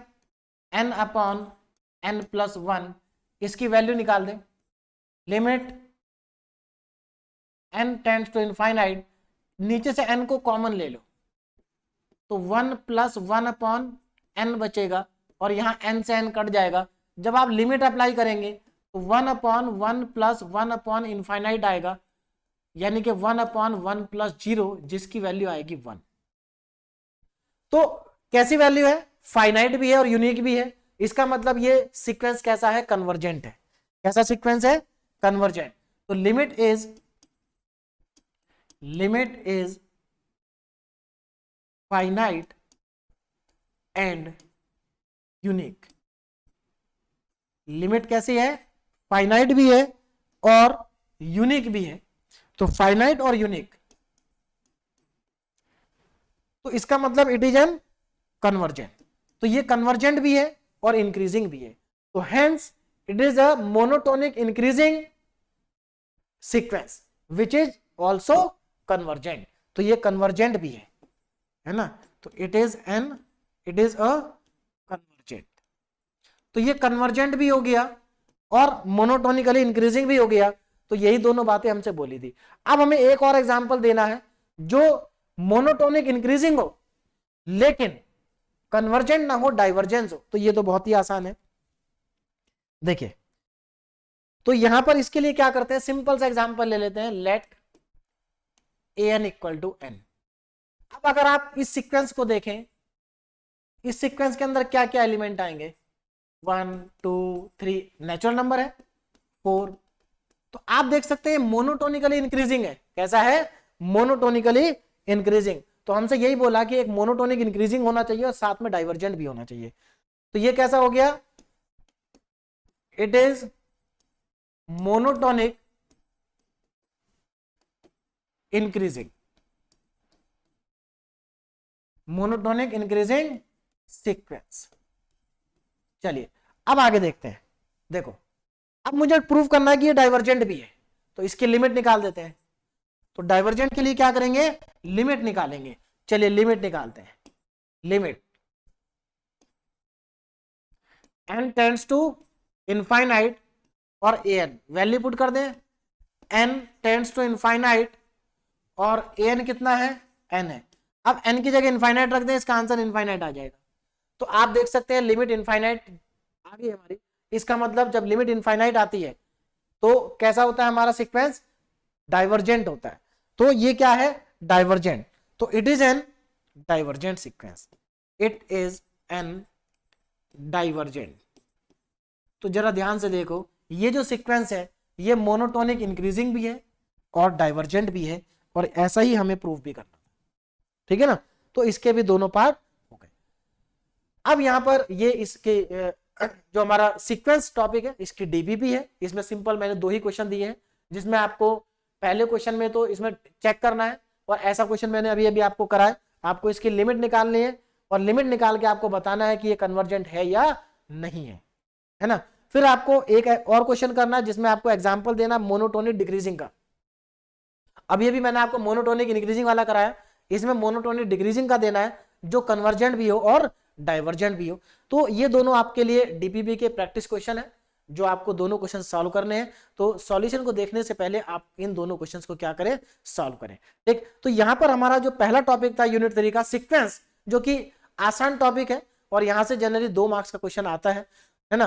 तो इसके कुछ जो बेसिक कॉन्सेप्ट है वो थोड़ा सा समझना आपके लिए जरूरी है, क्योंकि आगे जाके यूज होगा। बाकी इसमें जो क्वेश्चन है कुछ नहीं करना, सिर्फ लिमिट निकालनी है, और लिमिट निकालते ही आपको पता चल जाएगा कि सीक्वेंस कन्वर्जेंट है, डाइवर्जेंट है या नहीं है, ठीक है ना। तो अभी आप इन क्वेश्चन को प्रैक्टिस करिए। Okay, thank you so much.